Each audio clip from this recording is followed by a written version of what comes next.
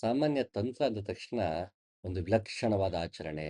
ಅಲ್ಲಿ ಯಕ್ಷ ಯಕ್ಷಿಯರ ಪೂಜೆ ಇರುತ್ತೆ, ಅದೇನೋ ವಿಚಿತ್ರವಾದ ಶಕ್ತಿಗಳ ಸಾಧನೆ ಇರುತ್ತೆ.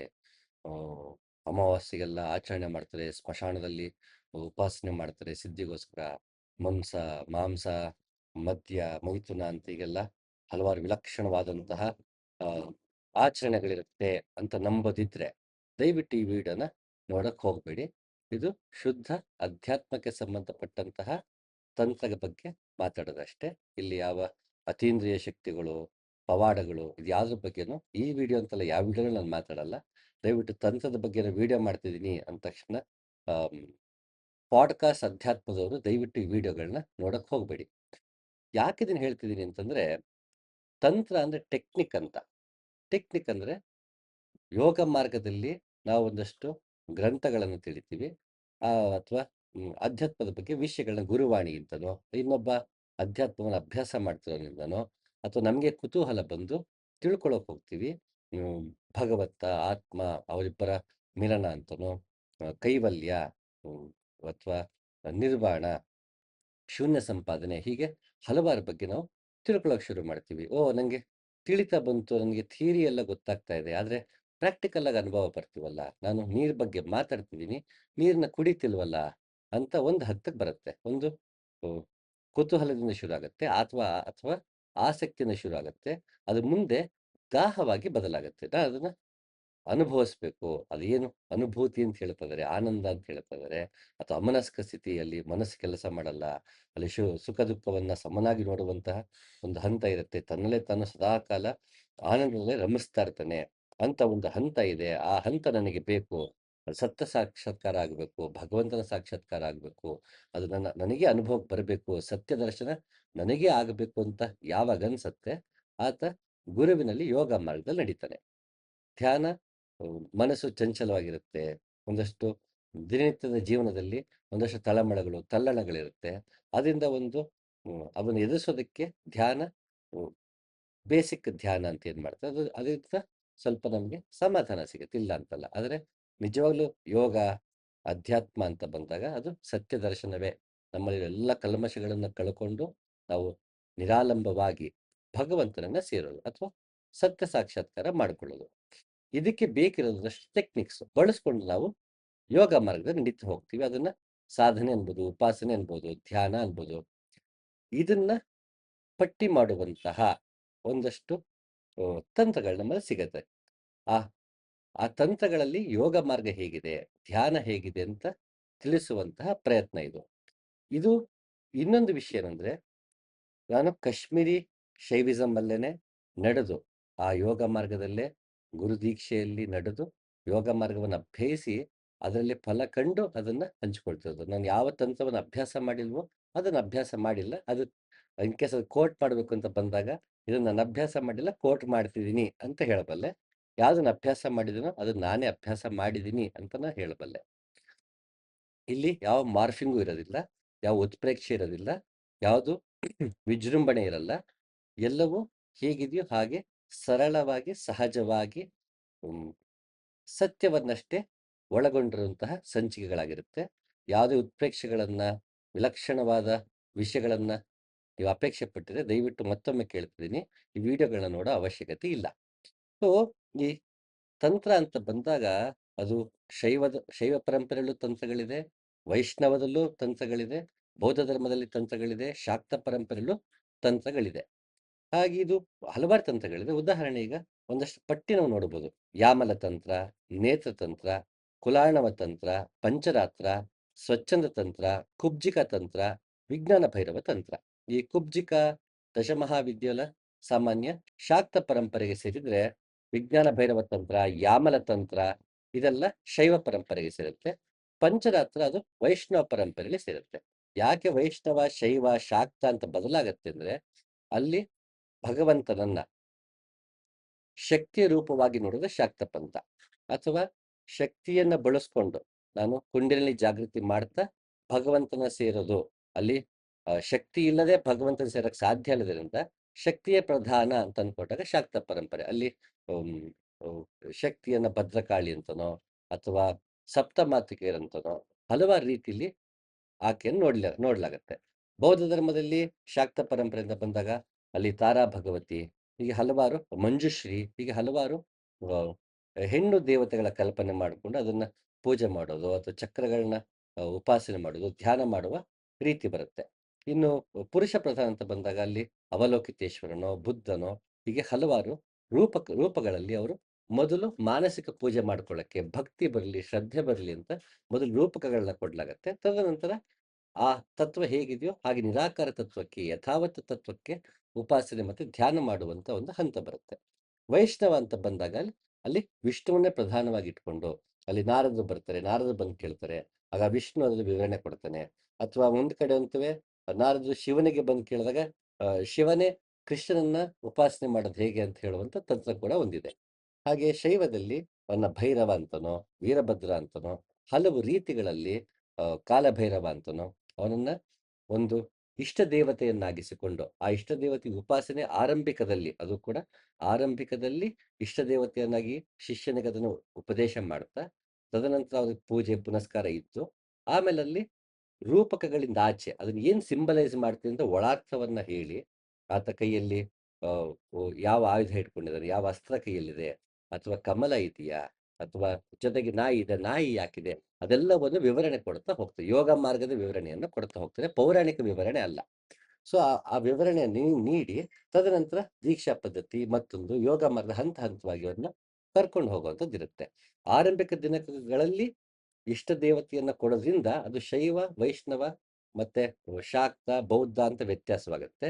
ಯಾವಾಗ ಯೋಗ ಧ್ಯಾನಕ್ಕೆ ಅಂತ ತೊಡಗಿದಾಗ ಅದು ಶೈವವೂ ಅಲ್ಲ, ವೈಷ್ಣವವೂ ಅಲ್ಲ, ಬೌದ್ಧವೂ ಅಲ್ಲ, ಒಳಗೆ ಎಲ್ಲವೂ ಒಂದೇ ಕೊನೆಗೆ. ಅದು ಬೌದ್ಧ ಧರ್ಮದವರೆಗೂ 72,000 ನಾಡಿನೇ ಇರೋದು.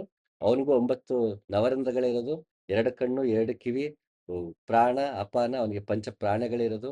ಅಲ್ಲಿ ಏನೂ ವ್ಯತ್ಯಾಸವಿಲ್ಲ. ಅದು ಬೌದ್ಧ ಧರ್ಮೀಯನಾಗಿರ್ಲಿ, ಕ್ರೈಸ್ತ ಧರ್ಮದವನಾಗಿರ್ಲಿ, ವೈಷ್ಣವ ಆಗ್ಲಿ, ಶೈವ ಆಗ್ಲಿ, ದೇಹ ಏನಿದೆ, ಇದು ಭಗವಂತ ಮಾಡಿಕೊಟ್ಟಿರೋ ನಮ್ಮ ಟೂಲ್ ಏನಿದೆ, ವೆಹಿಕಲ್ ಏನಿದೆ, ಈ ವೆಹಿಕಲ್ ಎಲ್ರಿಗೂ ಒಂದೇ, ವ್ಯತ್ಯಾಸ ಇಲ್ಲ. ಮಾನಸಿಕ ಪೂಜೆವರೆಗಷ್ಟೇ ನಾವು ಶೈವರು, ವೈಷ್ಣವರು, ಬೌದ್ಧರಾಗಿರ್ತೀವಿ ಹೊರತು ಅಲ್ಲಿಂದ ಮುಂದಕ್ಕೆ ಆತ ಯೋಗ ಮಾರ್ಗದ ನಡೀತಾನೆ. ಆ ಯೋಗ ಮಾರ್ಗ ಯಾವ ಪಂಥಕ್ಕೂ ಸೇರಿದ್ದಲ್ಲ. ಹಾಗೆ ಇಲ್ಲಿ ಇಂತಹ ತಂತ್ರಗಳು ನಮಗೆ ವ್ಯತ್ಯಾಸಗಳಿರುತ್ತೆ. ಯಾವ ತಂತ್ರ ಅಭ್ಯಾಸ ಮಾಡಬೇಕು ಅಂತ ಕೇಳಿದ್ರೆ, ನಿಮಗೆ ಯಾವ ಇಷ್ಟ ದೇವತೆ ನಿಮಗೆ ಹೆಚ್ಚು ಮನಸ್ಸಿಗೆ ನಾಟುತ್ತೆ ಅನ್ಸುತ್ತೋ ಅಂತಹ ಆಮ್, ಇಷ್ಟ ದೇವತೆಯನ್ನ ಆರಾಧಿಸುವಂತಹ, ಅವನನ್ನೇ ಮುಂದೆ ಇಟ್ಕೊಂಡು ಕರ್ಕೊಂಡು ಹೋಗುವಂತಹ ತಂತ್ರವನ್ನ ತಾವು ಅಭ್ಯಾಸ ಮಾಡಬಹುದು. ಮತ್ತೆ ಕೆಲವೊಂದಲ್ಲಿ ತುಂಬಾ ಆ, ತೀಕ್ಷ್ಣವಾದಂತಹ ಆಚರಣೆ, ವಿಲಕ್ಷಣ ಅಲ್ಲ, ತೀಕ್ಷ್ಣವಾದದ್ದು. ಅಂದ್ರೆ ಉದಾಹರಣೆ, ನಮ್ಮಲ್ಲೇ ಏನ್ ಗಾಯತ್ರಿಯನ್ನ ನಾನು ಹಿಮಾಲಯನ್ ಟ್ರೆಡಿಷನ್ ಅಲ್ಲಿ ಕಲಿತೆ. ಅವರಲ್ಲಿ ನಮ್ಮಲ್ಲಿ ಅದು ತೀರಾ ಬೆಳಗ್ಗೆ 4 ಗಂಟೆಗೆ ಎದ್ದು ನದಿ ತೀರ ಕರ್ಕೊಂಡು ಹೋಗ್ತಾರೆ. ಅಲ್ಲಿ 4 ಗಂಟೆಯಲ್ಲಿ ಓಂಕಾರ ಉಪಾಸನೆ ಇರುತ್ತೆ. ಆ ರೀತಿಯ ತೀಕ್ಷ್ಣವಾದಂತಹ ಆಚರಣೆಗಳಿರುತ್ತೆ. ಅಲ್ಲಿ ಎಷ್ಟೋ ಸಲಿ ಊಟ ತಿಂಡಿ ಏನೂ ಮಾಡೋ ಹಾಗಿಲ್ಲ. ಖಾಲಿ ಹೊಟ್ಟೆನಲ್ಲೇ ಆಹ್, ಶುರು ಮಾಡಬೇಕು. ಅಲ್ಲಿ ಮತ್ತೆ ನಾಡಿ ಶುದ್ಧಿ, ಪ್ರಾಣಾಯಾಮ, ಹ್ಮ್, ಬಂಧಗಳು ಹೀಗೆ ಹಲವಾರಿರುತ್ತೆ. ಅದು ತದನಂತರ ಅದಷ್ಟೆಲ್ಲ ಆದ್ಮೇಲೆ ಕೊನೆಗೆ ಧ್ಯಾನಕ್ಕೆ ಕರ್ಕೊಂಡು ಹೋಗೋದು. ಈ ಪ್ರಾಸೆಸ್‌ಗೆನೆ 6, 7 ವರ್ಷ ಆಗ್ಬಿಡುತ್ತೆ ಧ್ಯಾನಕ್ಕೆ ಕರ್ಕೊಂಡು ಹೋಗೋಷ್ಟೊತ್ತಿಗೆ. ಹಾಗೆ ನಾವು ಶೈವ ಇದರಲ್ಲಿ ಬಂದಾಗ ಕಾಶ್ಮೀರಿ ಶೈವಿಸಂ ಅಂತ ಬಂದಾಗ ಅದರಲ್ಲೂ ವಿಶೇಷವಾಗಿ ಅಭಿನವಗುಪ್ತನ ಕಾಲದ ನಂತರ ಅವನು ಹೆಚ್ಚಾಗಿ ಅಭಿಷೇಕ ಮತ್ತೆ ಶಕ್ತಿಪಾತ ಅನ್ನೋದನ್ನ ಪರಿಚಯ ಮಾಡಿಕೊಡ್ತಾನೆ. ಅಭಿಷೇಕ ಅಂತ ಬಂದಾಗ ಅದರಲ್ಲಿ ದ್ರವ್ಯದ ಅಭಿಷೇಕ ಇರುತ್ತೆ, ವಿಭೂತಿಯ ಅಭಿಷೇಕ ಇರುತ್ತೆ. ಇದೆಲ್ಲವೂ ಅವನನ್ನ ದೀಕ್ಷೆ ಪಡೆಯುವಂತಹ ಶಿಷ್ಯನಿಗೆ ಅವನಿಗೆ ಗುರು ತನ್ನಲ್ಲೇ ಇರುವಂತಹ ಚೈತನ್ಯವನ್ನ ಅವನಲ್ಲಿ ದಾಟಿಸುವುದು ಅಥವಾ ಅವನಲ್ಲಿರುವ ಚೈತನ್ಯವನ್ನ ಪ್ರಖರಗೊಳಿಸುವುದು, ಇದನ್ನು ಮಾಡಿ ಅವನ್ನ ಧ್ಯಾನಕ್ಕೆ ಕರ್ಕೊಂಡು ಸುಲಭ ಆಗತ್ತೆ ಅಂತ ತನ್ನ ಅನುಗ್ರಹದಿಂದ ಅದು ಮಾಡ್ತಾನೆ. ಮುಂದೆ ಅವೆಲ್ಲ ಏನಂತ ನೋಡೋಣ ಅವಕಾಶ ಬಂದಾಗ. ಸೊ ಇಲ್ಲಿ ಗುರು ಮತ್ತೆ ಭಗವದ್ ಅನುಗ್ರಹವೇ ಹೆಚ್ಚು ಪ್ರಧಾನವಾಗಿರುವಂಥದ್ದು ಕಾಶ್ಮೀರಿ ಶೈವಿಸಂ. ಹಾಗೆ ಇದು ವ್ಯತ್ಯಾಸಗಳು ಇರುತ್ತೆ.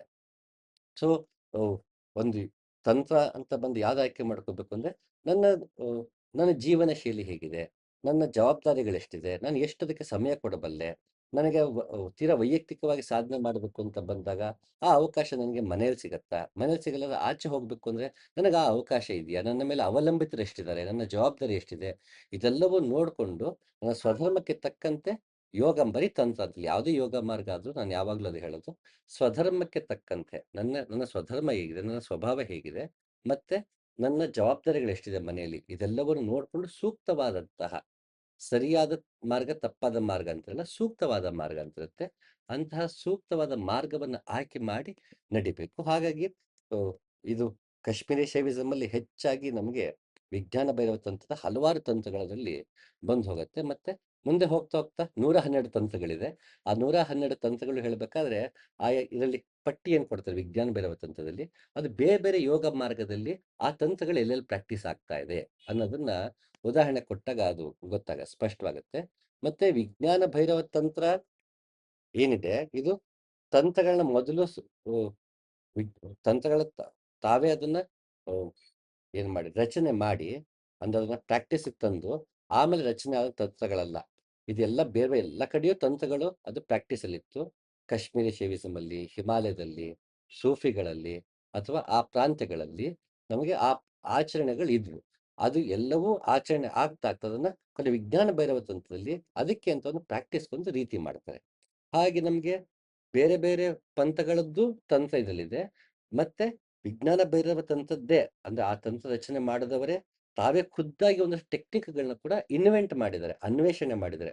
ಅದು ಕೂಡ ನಮಗೆ ಅದು ಸಿಗತ್ತೆ. ಆದ್ರೆ ಇದರಲ್ಲಿ ಅವರೇ ವಿಜ್ಞಾನ ಭೈರವ ತಂತ್ರವನ್ನು ಯಾರು ರಚನೆ ಮಾಡಿದ್ರೋ, ಅವರೇ ಯಾವ ತಂತ್ರವನ್ನು ಅವರೇ ಇನ್ವೆಂಟ್ ಮಾಡಿದ್ದು, ಯಾವುದನ್ನ ಬೇರೆ ಪಂಥದಲ್ಲಿ ಈಗಾಗಲೇ ಇದ್ದಿದ್ದನ್ನ ಈ ಪಟ್ಟಿ ಒಳಗೆ ಸೇರಿಸಿದ್ದಾರೆ ಅಂತ ಹೇಳೋದು ಕಷ್ಟ. ಅದು ತೀರಾ ಇತಿಹಾಸಕಾರರಿಗೆ, ಪಂಡಿತರಿಗೆ ಅವ್ರಿಗೆ ಇದು ಉಚಿತ ಅನ್ನೋದು ನನ್ನ ಭಾವನೆ. ಹಾಗೆ ಇದು ತಂತ್ರಗಳ ಯಾವ ರೀತಿ ಇದೆ ಅನ್ನೋದೊಂದಾದ್ರೆ, ಇನ್ನು ಕಾಶ್ಮೀರಿ ಶೈವಿಸಮ್‌ಗೆ ಅಂತ ಬಂದಾಗ ವಿಜ್ಞಾನ ಭೈರವ ತಂತ್ರ ಪ್ರಮುಖವಾಗಿ ಕಾಶ್ಮೀರಿ ಶೈವಿಸಮ್‌ಗೆ ಬರುತ್ತೆ. ಈ ಕಾಶ್ಮೀರಿ ಶೈವಿಸಮ್ ಅಂತ ಬಂದಾಗ ಇಲ್ಲಿ ಮೂಲ ಗ್ರಂಥ ಶಿವಸೂತ್ರ ಅಂತ. ವಸುಗುಪ್ತ ಅನ್ನೋ ವ್ಯಕ್ತಿ ಸುಮಾರು 8ನೇ ಶತಮಾನಕ್ಕಿಂತ ಇನ್ನು ಹಿಂದಿನ ವ್ಯಕ್ತಿ. ಅವನಿಗೆ ಶಿವ ಕನಸಲ್ಲಿ ಬಂದ ಅಂತ ಪ್ರತೀತಿ. ಬಂದು ಇಂಥ ಒಂದು ಬಂಡೆಯ ಮೇಲೆ ಸೂತ್ರಗಳನ್ನು ರಚನೆ ಮಾಡಿದ್ದೀನಿ. ಅದನ್ನ ಇಡೀ ಪ್ರಪಂಚಕ್ಕೆ ಪರಿಚಯ ಮಾಡಿಕೊಡ್ಬೇಕು ಅಂತ ಕೇಳ್ದ ಅಂತ ಒಂದು ಕಡೆ ಉಲ್ಲೇಖ ಬರುತ್ತೆ.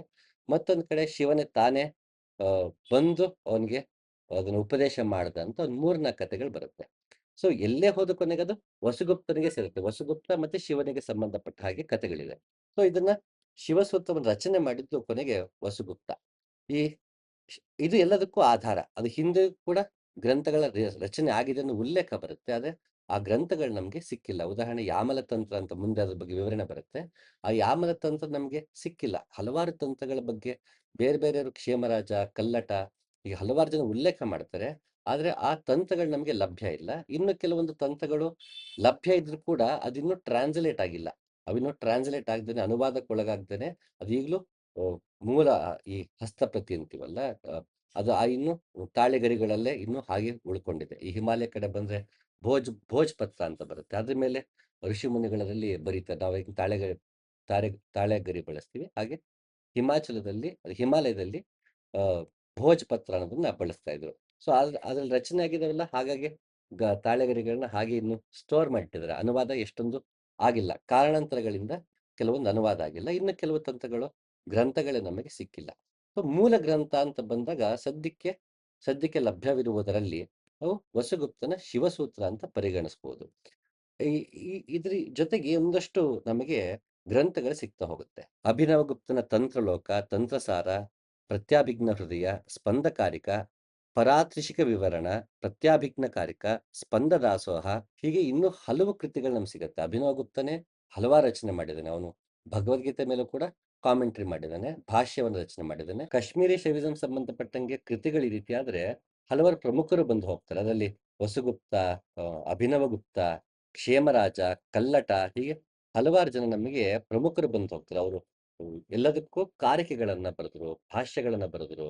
ಮತ್ತೆ ತಂತ್ರಕ್ಕೆ ಸಂಬಂಧಪಟ್ಟಂತಹ ಟರ್ಮಿನಾಲಜೀಸ್, ಟೆಕ್ನಿಕಲ್ ವರ್ಡ್ಸ್ ಏನಿರುತ್ತೆ ಅದ್ರ ಬಗ್ಗೆನೇ ಡಿಕ್ಷನರಿ ಕೂಡ ಒಬ್ರು ಬರೀತಾರೆ. ಯಾವ್ಯಾವ ಪದಗಳ ಅರ್ಥ ಏನು ಅಂತ ಒಬ್ರು ತಂತ್ರಕ್ಕೆ ಸಂಬಂಧಪಟ್ಟಾಗೆ ಡಿಕ್ಷನರಿ ಆಗಿದೆ. ಅದು ಕೂಡ ಸುಮಾರು 9-10ನೇ ಶತಮಾನದಲ್ಲಿ ಆದಂತಹ ಕೃತಿ. ಹಲವಾರು ನಮಗೆ ಕಾಶ್ಮೀರಿ ಶೈವಿಸಂ ಸಂಬಂಧಪಟ್ಟಂಗೆ ಸಿಗುತ್ತೆ. ಹಾಗೆ ಹಿಮಾಲಯದಲ್ಲಿ ಹೇಗೆ ಸ್ವಾಮಿ ರಾಮ ಅವ್ರನ್ನ ಪರಿಗಣಿಸ್ತೀವಿ. ಅವರು ಮುಖ್ಯ ವಾಹಿನಿಯಲ್ಲಿ ಹಿಮಾಲಯನ್ ಟ್ರೆಡಿಷನ್ನ ತಂದು ಪ್ರಚಾರ ಪ್ರಸಾರ ಮಾಡಿದಂಥವ್ರು. ಮತ್ತೆ ಅದ್ಭುತ ಸಾಧಕರು ಸ್ವಾಮಿ ರಾಮ ಅವರು.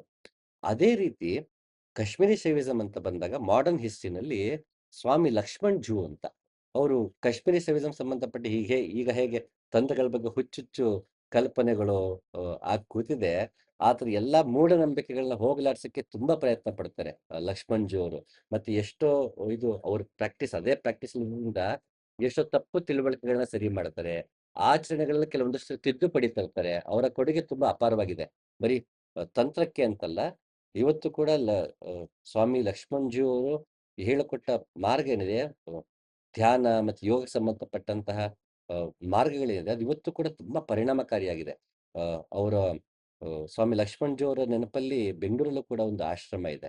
ಅ ಅವರು ಹಲವಾರು ಪುಸ್ತಕಗಳನ್ನ, ಕಾಶ್ಮೀರಿ ಶೈವಿಸಂ ಸಂಬಂಧಪಟ್ಟ ಹಲವಾರು ಗ್ರಂಥಗಳನ್ನ ಬೇರೆ ಬೇರೆ ಭಾಷೆಗಳಿಗೆ ಅನುವಾದ ಮಾಡಿಸ್ತಾರೆ. ಜಯದೇವ್ ಸಿಂಗ್ ಅಂತ ಒಬ್ರು. ಅವರು ತಮ್ಮ ಗುರುಗಳ ಆಜ್ಞೆ ಮೇರೆಗೆ ಅವರು ಹಲವಾರು ಕಾಶ್ಮೀರಿ ಶೈವಿಸಂ ಪುಸ್ತಕಗಳನ್ನ ಇಂಗ್ಲಿಷ್‌ಗೆ ಅನುವಾದ ಮಾಡಿದ್ದಾರೆ. ಅದರಲ್ಲೂ ಈಗಲೇ ಹೇಳಿದಂಗೆ ಸ್ಪಂದಕಾರಿಕ, ಪ್ರತ್ಯಭಿಜ್ಞಾ ಹೃದಯ, ಹಲವಾರು ಪುಸ್ತಕಗಳನ್ನ ಅವರು ಇಂಗ್ಲಿಷ್‌ಗೆ ತುಂಬಾ ಸೊಗಸಾಗಿ ಅನುವಾದ ಮಾಡಿದ್ದಾರೆ. ಅವರು ಯೋಗ ಮಾರ್ಗದಲ್ಲೇ ನಡೆದಿರೋದ್ರಿಂದ ಸಂಸ್ಕೃತವೂ ಗೊತ್ತು, ಇಂಗ್ಲಿಷು ಗೊತ್ತು. ಹಾಗೆ ಆ ಒಂದು ಪಾತ್ ಏನಿದೆ, ಕಾಶ್ಮೀರಿ ಶೈವಿಸಂ ಪಾತ್ ಏನಿದೆ, ಅದರಲ್ಲಿ ಯೋಗ ಮಾರ್ಗದಲ್ಲಿ ನಡೆದಿರೋದ್ರಿಂದ ಯಾವ ಪದವನ್ನ ನಾವು ಅನುವಾದ ಮಾಡುವಾಗ ಯಾವ ಪದವನ್ನ ಸಂಸ್ಕೃತದ ಯಾವ ಪದಕ್ಕೆ ಇಂಗ್ಲಿಷಲ್ಲಿ ಯಾವ ಪದ ಸೂಕ್ತ ಅಂತ ಅದನ್ನ ಅಂ ಭಾಷೆಯಲ್ಲಿ ನೋಡದೆ ಪರಿಭಾಷೆಯಲ್ಲಿ ಅನುವಾದ ಮಾಡಿರೋಂಥ ಕೃತಿಗಳು ನಮಗೆ ಸ್ವಾಮಿ ಲಕ್ಷ್ಮಣ್ ಜಿ ಅವರ ಜೈಸಿಂಗ್ ಅವರಿಂದ ನಮಗೆ ಪುಸ್ತಕಗಳು ಸಿಗುತ್ತೆ. ತುಂಬಾ ಸೊಗಸಾಗಿದೆ. ಮತ್ತೊಂದಿನ ಆ ಪುಸ್ತಕಗಳನ್ನ ಪರಿಚಯ ಮಾಡ್ಕೊಡ್ತೀನಿ. ಈಗ ವಿಜ್ಞಾನ ಭೈರವ ತಂತ್ರಕ್ಕೆ ಬರೋಣ. ಈ ವಿಜ್ಞಾನ ಭೈರವ ತಂತ್ರದಲ್ಲಿ ಆ ತಂತ್ರಗಳು ಹೋಗಕ್ಕೂ ಮುಂಚೆ ಪೀಠಿಕೆಯನ್ನು ನೋಡ್ಕೊಳ್ಳೋಣ. ಈಗ ವಿಜ್ಞಾನ, ಭೈರವ, ತಂತ್ರ ಈ 3 ಬೇರೆ ಬೇರೆ ಅನ್ನೋದನ್ನ ನೋಡೋದಾದ್ರೆ, ವಿಜ್ಞಾನ ಅಂದ್ರೆ ಏನು? ಈಗ ಜ್ಞಾನ ಅಂತ ಬಂದಾಗ ಲೌಕಿಕವಾಗಿ ತಿಳಿಯುವಂತ ಒಂದು ಜ್ಞಾನವಾದರೆ, ಆತ್ಮವನ್ನು ತಿಳಿಯುವುದು ವಿಜ್ಞಾನ. ಜ್ಞಾನ ಲೌಕಿಕ, ಮತ್ತೆ ಅದು ವ್ಯವಹಾರಕ್ಕೆ ಸಂಬಂಧಪಟ್ಟದ್ದು. ವಿಜ್ಞಾನ ನಮ್ಮ ಆತ್ಮಕ್ಕೆ ಸಂಬಂಧಪಟ್ಟಿದ್ದು, ಸತ್ಯಕ್ಕೆ ಸಂಬಂಧಪಟ್ಟಿದ್ದು. ಇದನ್ನ ಪರ ಮತ್ತೆ ಅಪರ ಅಂತ ಉಪನಿಷತ್ಕಾರರು ಹೇಳ್ತಾರೆ. ಅದ್ರ ಬಗ್ಗೆ ಒಂದು ಸಂಚಿಕೆ ಕೂಡ ಮಾಡಿದ್ದೆ. ಪರವಿದ್ಯೆ, ಅಪರವಿದ್ಯೆ ಅಂತ. ಅದು ಡಿವೈಡ್ ಮಾಡುತ್ತೆ. ಲೌಕಿಕವಾಗಿ ನಾವು ಕಲಿಬೇಕಾಗಿರೋ ವಿದ್ಯೆಗಳೆಲ್ಲ ನಮಗೆ ಅಪರ ವಿದ್ಯೆ ಆದ್ರೆ, ಆತ್ಮ ಸಾಕ್ಷಾತ್ಕಾರಕ್ಕೆ ಸಂಬಂಧಪಟ್ಟಂತಹ ವಿದ್ಯೆಯನ್ನ ಪರವಿದ್ಯೆ ಅಂತ ಉಪನಿಷತ್ ಡಿವೈಡ್ ಮಾಡಿ ಹೇಳುತ್ತೆ. ಅದನ್ನ ಒಂದು ಸಂಚಿಕೆ ಕೂಡ ಮಾಡಿದ್ದೆ. ಆಸಕ್ತರು ಬೇಕಿರೋದನ್ನ ನೋಡ್ಬೋದು. ಅದನ್ನೇ ಹೀಗೆ ಜ್ಞಾನ ಮತ್ತೆ ವಿಜ್ಞಾನ ಮತ್ತೆ ಅಭಿಜ್ಞಾ ಅಂತ, ಅಭಿಜ್ಞಾನ ಅಂತ 3 ಆಗಿ ಡಿವೈಡ್ ಮಾಡ್ತಾರೆ. ಪ್ರತ್ಯಭಿಜ್ಞಾ, ಅಭಿಜ್ಞಾ ಈ ರೀತಿ ಆ ಜ್ಞಾನವನ್ನ ಒಂದು ಕ್ಯಾಟಗರೈಸ್ ಮಾಡ್ತಾ ಹೋಗುತ್ತೆ ಕಾಶ್ಮೀರಿ ಶೈವಿಸಂ. ಮುಂದೆ ಅದ್ ನೋಡೋಣ. ಪ್ರತ್ಯಭಿಜ್ಞಾ ಅಂದ್ರೇನು? ಅಭಿಜ್ಞಾನ ಅಂದ್ರೇನು? ಮತ್ತೆ ಜ್ಞಾನ ಮತ್ತೆ ವಿಜ್ಞಾನ. ವಿವರಣೆ ವ್ಯತ್ಯಾಸಗಳನ್ನ ನೋಡ್ತಾ ಹೋಗೋಣ. ಈಗ ಇಲ್ಲಿ ವಿಜ್ಞಾನ ಅಂದ ತಕ್ಷಣ ಆತ್ಮದ ವಿಜ್ಞಾನ. ಅದು ಆತ್ಮದ ವಿಜ್ಞಾನ ಯಾರು? ಭೈರವನನ್ನ ತಿಳಿಯುವುದು.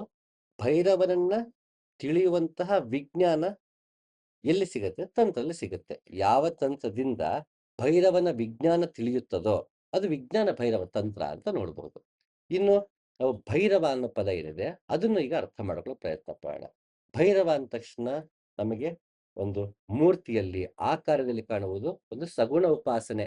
ನನಗೆ ಆಕಾರದಲ್ಲಿಟ್ಕೊಂಡು ಸಾಮಾನ್ಯ ಜನರು ಕಷ್ಟ ಸುಖಗಳಿಗೋ, ತಮ್ಮ ನಂಬಿಕೆಗೋ, ಆಚರಣೆಗೋ, ಸಂಸ್ಕೃತಿಗೆ ತಕ್ಕಂತೆ ಭೈರವನನ್ನ ಆಚರಿಸೋದು ಬೇರೆ. ಅದು ಗುಡಿ ಸಂಸ್ಕೃತಿಯದ್ದಾದ್ರೆ, ಯೋಗ ಮಾರ್ಗಕ್ಕೆ ಅಂತ ಬಂದಾಗ ಭೈರವ ಅಂದ ತಕ್ಷಣ ಅದು ಒಂದು ಪರ್ಸಾನಿಫೈಡ್ ಆಗ್ಬಿಡಲ್ಲ. ಅದು ನಿರಾಕಾರಕ್ಕೆ ಸಂಬಂಧಪಟ್ಟಿರುತ್ತೆ. ನಿರಾಕಾರಕ್ಕೆ ತಲುಪೋದಕ್ಕೆ ಈ ಆಕಾರ, ಸಾಕಾರ ರೂಪ ನಮ್ಗೆ ಸಹಾಯಕಾರಿ. ಹಾಗಾಗಿ ಭೈರವ ಅಂತ ಬಂದಾಗ ಬರೀ ಹೆಸರಷ್ಟೇ ಅಲ್ಲ, ಅದನ್ನ ಡಿವೈಡ್ ಮಾಡ್ತಾರೆ. ಭೈರವ ಅಂದ್ರೆ ಭರಣ, ರವಣ, ವಮನ ಅಂತ. ಇನ್ನೂ ಹಲವು ಅರ್ಥಗಳಿದೆ. ಮುಂದೆ ಹೋಗ್ತಾ ನೋಡೋಣ. ಅಂದ್ರೆ ಭರಣ ಅಂದ್ರೆ ಅವನು ಎಲ್ಲವನ್ನು ಧರಿಸುವವನು. ರವಣ ಅಂದ್ರೆ ಎಲ್ಲವನ್ನು ಆತ ಅಹ್, ನಾಶ ಮಾಡುವವನು. ವಮನ ಅಂದ್ರೆ ಅವನು ಎಲ್ಲವನ್ನು ಪಾಲಿಸುವವನು. ಹೀಗೆ ಅದನ್ನು ಡಿವೈಡ್ ಮಾಡಬಹುದು. ಭರಣ ಪಾಲನೆ, ರವಣ ಬ್ರಹ್ಮಾಂಡವನ್ನ ಹಿಂಪಡೆಯುವುದು, ವಮನ ಬ್ರಹ್ಮಾಂಡವನ್ನ ವ್ಯಕ್ತಪಡಿಸುವುದು. ನಾವೀಗ ವಾಮಾಚಾರ ಅಂತೀವಿ. ವಾಮ ಅಂದ್ರೆ ಎಡ, ಲೆಫ್ಟ್ ಅನ್ನೋ ಅರ್ಥ ಇದೆ. ಅದು ಸಂಸ್ಕೃತದಲ್ಲಿ ಅದು ಲೆಫ್ಟ್ ಅನ್ನೋ ಅರ್ಥವೂ ಇದೆ. ಹಾಗೆ ಲೆಫ್ಟ್ ಔಟ್ ಅನ್ನೋ ಅರ್ಥವೂ ಇದೆ. ಅದು ಒಮಿಟ್ ಅನ್ನೋಗೆ, ಅದನ್ನ ಬಿಟ್ಟದ್ದು ಅಂತ. ಸೊ ಒಮಿಟ್ ಅನ್ನೋದು ಹೊರಹೊಮ್ಮಿತು. ಅದು ಒಮಿಟ್ ಆದ ತಕ್ಷಣ ವಾಮಿಟ್ ಅನ್ನೋಗೆ ಅಂತ. ಒಮಿಟ್ ಅದು ಹೊರಹೊಮ್ಮಿಸಿತು, ಒಳಗಿದ್ದದನ್ನ ವ್ಯಕ್ತಪಡಿಸಿತು, ಮ್ಯಾನಿಫೆಸ್ಟ್ ಅಂತ ಅಂತೀವಿ. ಹಾಗೆ ಅವನು ಪ್ರೊಜೆಕ್ಟ್ ಮಾಡ್ತಾನೆ. ಬ್ರಹ್ಮಾಂಡವನ್ನು ತನ್ನಿಂದಲೇ ಪ್ರೊಜೆಕ್ಟ್ ಮಾಡೋನು ಆತನೇ. ರವಣ ಅದನ್ನ ನಾಶ ಮಾಡೋನು ಆತನೇ. ಭರಣ ಅದನ್ನು ಪಾಲಿಸುವವನು ಅವನೇ. ಹೀಗೆ 3 ರೀತಿಯಲ್ಲಿ ಭೈರವವನ್ನ ಡಿವೈಡ್ ಮಾಡ್ತಾರೆ. ಈಗ ಇಲ್ಲಿ ಭೈರವ ಅಂತ ಬಂದ ತಕ್ಷಣ ಇಲ್ಲಿ ಮೂಲ ಧಾತು, ಅದಕ್ಕೆ ನಿಷ್ಪತ್ತಿ, ನಿರುಕ್ತಿ ಅಂತೆಲ್ಲ ಸಂಸ್ಕೃತದಲ್ಲಿ ಹೇಳ್ತಾರೆ. ಅಂದ್ರೆ ಯಾವ ಪದ ಯಾವ ಅಕ್ಷರದಿಂದ ಬಂತು, ಮೂಲ ಧಾತು ಯಾವುದು, ಅದ ಅರ್ಥವನ್ನ ವಿವರಿಸುವಂಥದ್ದು ಆ ನಿಷ್ಪತ್ತಿ, ನಿರುಕ್ತಿ ಅಂತೆಲ್ಲ ಹೇಳ್ತಾ ಹೋಗ್ತಾರೆ. ಸೊ ಇದು ಎಟಿಮಾಲಜಿಗೆ ಸಂಬಂಧಪಟ್ಟಿದ್ದು. ಅದು ಹೇಗೆ ಮೂಡಿತು, ಎಲ್ಲಿಂದ ಡಿರೈವ್ ಮಾಡಿದ್ವಿ, ಹೀಗೆ ಸಂಸ್ಕೃತದಲ್ಲಿ ವ್ಯಾಕರಣ, ಅದಕ್ಕೆ ಅಂತ ನಿಯಮಗಳಿಂದ ಹಲವಾರು ರೀತಿ ಅದಕ್ಕೆ ನಿಯಮಗಳು ಬರ್ತಾ ಹೋಗುತ್ತೆ. ಭಾ ಅಂತ ತಗೊಂಡ್ರೆ ಮತ್ತೆ ಭದ್ರ ಅಂತ ಬಂತು ಅಂತ ಅನ್ಕೋಣ. ಈಗ ಅಲ್ಲೂ ಭಾ ಇದೆ, ಇಲ್ಲೂ ಭಾ ಇದೆ. ಹಾಗಾದ್ರೆ ಭಾ ಅಂದ್ರೆ ಪಾಲಿಸುವವನು, ಇಲ್ಲ ಹಾಗಾದ್ರೆ ಇಲ್ಲಿ ಭದ್ರ ಏನ್ ಅರ್ಥ ಬರ್ಬೋದು ಅಂತ ಕೇಳ್ಬೋದು. ಅಲ್ಲಿ ಬಂದಾಗ ಮತ್ತದು ವ್ಯತ್ಯಾಸ ಆಗತ್ತೆ. ಭಾ ಅಂದ್ರೆ ಭೇದನ, ಅರಳುವಿಕೆ. ಅಂದ್ರೆ ದ್ರಾವಣ, ಬಾಡುವಿಕೆ ಅಂತ. ಅವನು ಅವನೇ ಅರಳುತ್ತಾನೆ. ಅವನು ಅರಳಿದಾಗ ಇಡೀ ಬ್ರಹ್ಮಾಂಡವೆಲ್ಲ ವ್ಯಕ್ತವಾಗತ್ತೆ. ಅವನು ದ್ರಾವಣ, ಅವನು ಬಾಡಿದಾಗ ಇಡೀ ಪೂರ್ತಿ ಅಂದ್ರೆ ಅವನು ಮುಚ್ಚಿಕೊಂಡಾಗ, ಬಾಡೋದ್ರಿಂದ ಅವನಂಗಾರು ಸತತ ನಾಶ ಆಗ್ತಾ ಭಗವಂತ ಕೇಳೋದಲ್ಲ. ಹೂ ಹೇಗೆ ಅರಳಿ ಮತ್ತೆ ಮುಚ್ಚಿಕೊಳ್ಳುತ್ತೋ ಹಾಗೆ ಅವನು ಪ್ರಪಂಚವನ್ನು ವ್ಯಕ್ತಪಡಿಸ್ತಾನೆ, ಹಾಗೆ ಮತ್ತೆ ತನ್ನೊಳಗೆ ತಗೊಂಡ್ಬಿಡ್ತಾನೆ ಅನ್ನೋ, ಅಂದ್ರೆ ಇಡೀ ಸೃಷ್ಟಿಯೇ ಭಗವಂತನ ಹೂವಿನಂತೆ ಅರಳುವುದು ಅನ್ನೋ ಕಲ್ಪನೆಯಲ್ಲಿ ಅದನ್ನ ಹೇಳೋದು. ಇನ್ನು ರುದ್ರ ಅಂತೀವಿ. ಈ ರುದ್ರ ಅಂದ ತಕ್ಷಣ ನಾವು ಆ, ಬ್ರಹ್ಮನ ಬ್ರಹ್ಮನಿಂದ ಶಿವ ಹುಟ್ಟುತ್ತಾನೆ, ಆಗ ಆತ ಅಳ್ತಾನೆ, ಅವನು ರೋದನೆ ಮಾಡೋದ್ರಿಂದ ರುದ್ರ ಅಂತ ಕರಿತೀವಿ. ಆದ್ರೆ ಇಲ್ಲಿ ಯೋಗ ಮಾರ್ಗದಲ್ಲಿ ಅಂತ ಬಂದಾಗ ರು ಅಂದ್ರೆ ಬೆಳಕು, ಅಂದ್ರೆ ದ್ರವ್ಯತಿ, ಅದು ಚೆಲ್ಲುವುದು, ಬೆಳಕನ್ನ ಚೆಲ್ಲುವವನು ಅಂತ. ರುದ್ರ ಅಂದ ತಕ್ಷಣ ಅಲ್ಲಿ ಪುರಾಣಗಳಲ್ಲಿ ಬಂದಾಗ ಜೋರಾಗಿ ಹತ್ತವನು ಅಂತ ಬಂದ್ರೆ, ಯೋಗ ಮಾರ್ಗಕ್ಕೆ ಬಂದಾಗ ರುದ್ರ ಅಂದಾಗ ಬೆಳಕನ್ನ ಚೆಲ್ಲುವವನು ಅಂತ ಬಂದ್ಬಿಡುತ್ತೆ. ಯಾಕಂದ್ರೆ ಗುರು ಅಂತ ಬಂದಾಗ ಗು ಅಂದ್ರೆ ಕತ್ತಲು, ರು ಅಂದ್ರೆ ಬೆಳಕು. ಕತ್ತಲಿನಿಂದ ಬೆಳಕಿಗೆ ಕರೆದುಕೊಂಡು ಹೋಗುವವನು ಗುರು ಅಂತ ನಮಗೆ ಗುರು ಗೀತೆನಲ್ಲಿ ಸಿಗತ್ತೆ. ಶಿವ ಪಾರ್ವತಿಗೆ ಹೇಳುವಂಥದ್ದು. ಸೊ ಅಲ್ಲಿ ರು, ಗುರುನಲ್ಲಿ ಗು ಕತ್ತಲು, ರು ಬೆಳಕು. ಇಲ್ಲೂ ರುದ್ರನಲ್ಲಿ ರು ಅಂದ್ರೆ ಬೆಳಕು, ಅಂದ್ರೆ ದ್ರವ್ಯತಿ, ಅದು ಅವನು ಚೆಲ್ತಾನೆ, ಬೆಳಕನ್ನ ಚೆಲ್ತಾನೆ ಅನ್ನೋ ಅರ್ಥದಲ್ಲಿ ಕೊಡುತ್ತೆ. ಯಾಕೆ ಇದನ್ನ ಹೇಳ್ತೀನಿ ಅಂತಂದ್ರೆ, ಹ್ಮ್. ಅಧ್ಯಾತ್ಮ ಅಂತ ಬಂದಾಗ ಅದ್ರಲ್ಲಿ ಸಂಸ್ಕೃತ ಪದಗಳಿದೆ ಅಂದ್ರೆ, ಅದು ಬರೀ ಪದಗಳಷ್ಟೇ ಅಲ್ಲ, ಹೆಸರುಗಳಷ್ಟೇ ಅಲ್ಲ. ಅದ್ರ ಹಿಂದೆ ಒಂದು ಫಿಲಾಸಫಿ ಇರುತ್ತೆ. ಅಥವಾ ಒಂದು ಐಡಿಯಾಲಜಿ ಇರುತ್ತೆ, ಅಥವಾ ಒಂದು ಐಡಿಯಾ ಇರುತ್ತೆ, ತತ್ವ ಇರುತ್ತೆ. ಆ ತತ್ವವನ್ನ ತಾವೇನು ಸತ್ಯವನ್ನ ಕಂಡಿದ್ದಾರೆ, ಆ ಸತ್ಯದೊಳಗಿನ ತತ್ವವನ್ನ ಹೆಸರುಗಳಿಂದನೋ ಅಥವಾ ಮಾರ್ಗಗಳಲ್ಲೂ ವ್ಯಕ್ತಪಡಿಸ್ತಾ ಹೋಗ್ತಾರೆ. ಅದಕ್ಕೊಂದು ಆಕಾರವನ್ನ ಕೊಡ್ತಾರೆ, ಆಚರಣೆ ಕೊಡ್ತಾರೆ. ಆ ಆಚರಣೆ ಕೂಡ ಈ ತತ್ವವನ್ನ ವ್ಯಕ್ತಪಡಿಸುವುದಕ್ಕೆ ಸಹಾಯಕಾರಿಯಾಗಿರುತ್ತೆ. ಇದು ಯಾವ ಯೋಗ ಮಾರ್ಗದಲ್ಲಿ ಅಂತ ಬಂದಾಗ ಒಂದು ಆಚರಣೆ ಅಂದ್ರೆ ಅದು ತತ್ವವನ್ನೇ ಹೇಳುವುದಕ್ಕೆ ಪ್ರಯತ್ನ ಪಡ್ತಿರುತ್ತೆ. ಹಾಗಾಗಿ ಆ, ಒಂದು ಆಚರಣೆ ಇದೆ ಅಂದ್ರೆ ಅದನ್ನ ಸುಖ ಸುಮ್ಮನೆ ಕಣ್ಣು ಮುಚ್ಚಿ ಹಾಗೆ ಪಾಲಿಸುವಂಥದ್ದಲ್ಲ. ಯೋಗ ಮಾರ್ಗದಲ್ಲಿ ಅದರ ಅರ್ಥವನ್ನ ತಿಳಿದೇ ಪಾಲಿಸಬೇಕು. ಹಾಗೆ ಅದನ್ನ ಎಷ್ಟಾಗತ್ತೋ ಅಷ್ಟು ಅಮ್, ಅಮ್, ಈ ವಿಜ್ಞಾನ ಭೈರವ ತಂತ್ರವನ್ನು ಹೇಳುವಾಗ ಹಂತ ಹಂತವಾಗಿ ಯಾವುದು ಎಷ್ಟು ಸಾಧ್ಯವಾಗುತ್ತೋ ಅಷ್ಟು ಅದರ ಮೂಲ ಅರ್ಥವನ್ನ ತಿಳಿಸೋದಕ್ಕೆ ಪ್ರಯತ್ನ ಪಡ್ತೀನಿ. ಕೆಲವೊಮ್ಮೆ ಹ್ಮ್, ಅತಿ ಹೆಚ್ಚು ವಿವರಣೆ ಮಾಡಕ್ ಹೋದಾಗ ಟಾಪಿಕ್ ಇಂದ ಡಿವಿಯೇಟ್ ಆಗ್ಬಿಡುತ್ತೆ ಅನ್ನೋ ಭಯನೂ ಆಗ್ಬಿಡುತ್ತೆ. ಕೇಳುಗನಿಗುವೆ ತುಂಬಾ ಬಳಸಿ ಬಂದ್ಬಿಟ್ವಾ ಅಂತಾನು ಅನ್ನಿಸ್ಬಾರ್ದು. ಹಾಗಾಗಿ ಹಂತ ಹಂತವಾಗಿ ಎಲ್ಲಿ ಎಷ್ಟು ಸೂಕ್ತ ಅನ್ಸುತ್ತೋ ಅಷ್ಟು ಮಾತ್ರ ವಿವರಣೆ ನೀಡೋದಕ್ಕೆ ಪ್ರಯತ್ನ ಪಡ್ತೀನಿ. ಸೊ ಇಲ್ಲಿ ರುದ್ರ ಅಂತ ಬಂದಾಗ್ಲೂ, ಭೈರವ ಅಂತ ಬಂದಾಗ್ಲೂ ಇಲ್ಲೆಲ್ಲ ಅರಳುವಿಕೆ, ಬಾಡುವಿಕೆ, ಹಿಂಪಡೆಯುವುದು, ವ್ಯಕ್ತಪಡಿಸುವುದು ಅನ್ನೋ ರೀತಿ ಇದೆ. ಇದನ್ನ ಸ್ಪಂದಕಾರಿಕರು ತುಂಬಾ ಚೆನ್ನಾಗಿ ಹೇಳ್ತಾನೆ. ಶಂಕರನು ಉನ್ಮೇಷ ಅಂದರೆ ಕಣ್ಣು ಬಿಟ್ಟಾಗ ಜಗತ್ತಿನ ಹುಟ್ಟು, ನಿಮೇಷ ಅಂದರೆ ಕಣ್ಣು ಮುಚ್ಚಿದಾಗ ಜಗತ್ತಿನ ಪ್ರಳಯ. ಈ ಸ್ಪಂದಕಾರಿಕದಲ್ಲಿ ಉನ್ಮೇಷ, ನಿಮೇಷ ಅಂತ ಹೇಳ್ತಾರೆ. ಅಂದ್ರೆ ಭಗವಂತ ಕಣ್ಣು ಮುಚ್ಚಿದಾಗ ಇಡೀ ಪ್ರಪಂಚ ಅವನಲ್ಲೇ ವಾಪಸ್ ಬಂದ್ಬಿಡುತ್ತೆ, ಅದು ನಾಶವಾಗುತ್ತೆ. ಅದನ್ನು ಕಣ್ಣು ಬಿಟ್ಟಾಗ ಪ್ರಪಂಚ ವ್ಯಕ್ತವಾಗತ್ತೆ. ಇದು ಉನ್ಮೇಷ ಅಂದ್ರೆ ಉತ್ ಅಂದ್ರೆ ಮೇಲೆ, ಉನ್ಮೇಷ ಈ ರೆಪ್ಪೆ ಮೇಲೆ ಹೋಗುವುದು, ನಿಮೇಷ ಈ ರೆಪ್ಪೆ ಕೆಳಗೆ ಬರುವುದು. ಉನ್ಮೇಷ ನಿಮೇಷ ಅಂದ್ರೆ ಸೃಷ್ಟಿ, ಇಡೀ ಬ್ರಹ್ಮಾಂಡದ ಸೃಷ್ಟಿ ಅವನಿಗೆ ಅಷ್ಟು ಸುಲಭ. ಕಣ್ಣು ತೆಗೆದು ಕಣ್ಣು ಮುಚ್ಚುವಷ್ಟು ಸುಲಭ. ಅವನು ಅಷ್ಟು ಮಾಡ್ರೆ ಪ್ರಪಂಚ ವ್ಯಕ್ತವಾಗ್ಬಿಡುತ್ತೆ. ಅವನ ಕಣ್ಣು ಮುಚ್ಚಿದ್ರೆ ಒಳಗೆ ಹೋಗ್ಬಿಡುತ್ತೆ, ಅವನಲ್ಲಿ ಲೀನವಾಗ್ಬಿಡುತ್ತೆ ಅಂತ ಇಲ್ಲಿ ನಮಗದನ್ನ ಉನ್ಮೇಷ ನಿಮೇಷ ಪ್ರೊಜೆಕ್ಷನ್, ಬ್ರಹ್ಮಾಂಡ ಪ್ರೊಜೆಕ್ಷನ್ ಅಂತ ಸ್ಪಂದಕಾರಿಕೆ ಹೇಳುತ್ತೆ. ಹಾಗೆ ಹಾಗೆ ಇಲ್ಲಿ ಶಂಕರ ಅಂತ ಪದ ಬಳಸ್ತಾರೆ. ಇಲ್ಲಿ ಯಾಕೆ ಶಂಕರ ಅಂತ ಪದ ಬಳಸಿದಾನೆ ಸ್ಪಂದಕಾರಿಕನಲ್ಲಿ ಅಂದ್ರೆ, ಶಂ ಕರೋತಿ ಇತಿ ಶಂಕರ. ಶಂ ಅಂದ್ರೆ ಅನುಗ್ರಹ, ಅನುಗ್ರಹಿಸುವವನು ಶಂಕರ ಅಂತ. ಇಲ್ಲಿ ಯಾಕೆ ಅನುಗ್ರಹ ಅಂತ ಪದ ಬಳಸಿದ್ರೆ, ಆಗ್ಲೇ ಹೇಳಿದಾಗೆ ನಮ್ಮಲ್ಲಿ ಉಪಾಯಗಳಿದೆ. ಯೋಗ ಮಾರ್ಗದಲ್ಲಿ ಕಾಶ್ಮೀರಿ ಶೈವಿಸಮ್ ಅಲ್ಲಿ ಉಪಾಯಗಳು ಅಂತ ಶಾಂಭವ ಉಪಾಯ, ಶಾಕ್ತೋಪಾಯ, ಆಣವೋಪಾಯ ಮತ್ತೆ ಅನುಪಾಯ ಅಂತ. ಈ 4 ಉಪಾಯಗಳು ಒಂದೊಂದು ರೀತಿ ಇರುತ್ತೆ ಯೋಗ ಮಾರ್ಗದಲ್ಲಿ. ಅದ್ ಮುಂದೆ ವಿಜ್ಞಾನ ಭೈರವ ತಂತ್ರದಲ್ಲಿ 112 ತಂತ್ರಗಳು ನೋಡ್ಬೇಕಾದ್ರೆ ಯಾವ ತಂತ್ರ ಶಾಕ್ತೋಪಾಯ, ಯಾವ ತಂತ್ರ ಶಾಂಭವೋಪಾಯ ಅಂತ ನೋಡ್ತಾ ಹೋಗೋಣ. ವ್ಯತ್ಯಾಸಗಳೇ ಮುಂದೆ ಅದನ್ನ ನೋಡೋಣ. ಸೊ ಇಲ್ಲಿ ಅನುಪಾಯ ಅಂತ ಬರುತ್ತೆ. ಅನುಪಾಯ ಅಂದ್ರೆ ಪಾತ್‌ಲೆಸ್ ಪಾತ್. ಹೇಗೆ ಬಸವಣ್ಣ ಮಾಡುವಂತಿರಬೇಕು, ಮಾಡದಂತಿರಬೇಕು, ಮಾಡುವ ಮಾಟದಿ ತಾನು ಇಲ್ಲದಂತಿರಬೇಕು, ಕೂಡಲ ಸಂಗಮ ದೇವನ ನೆನೆಯುತ್ತ ನೆನೆಯುತ್ತ ನೆನೆಯದಂತಿರಬೇಕು ಅಂತಾನೆ. ಬಸವಣ್ಣ ಹೇಳ್ತಾರೆ. ನಾನು ಮಾಡುವಂತಿರಬೇಕು, ನನ್ನ ಕರ್ಮಗಳನ್ನ ಆಚರಿಸ್ತಿರ್ಬೇಕು, ಆದ್ರೆ ಕರ್ಮ ಆಚರಿಸದಂತಿರಬೇಕು, ನಾನು ಇಲ್ಲದೆ ಇರುವಂತದ್ದು.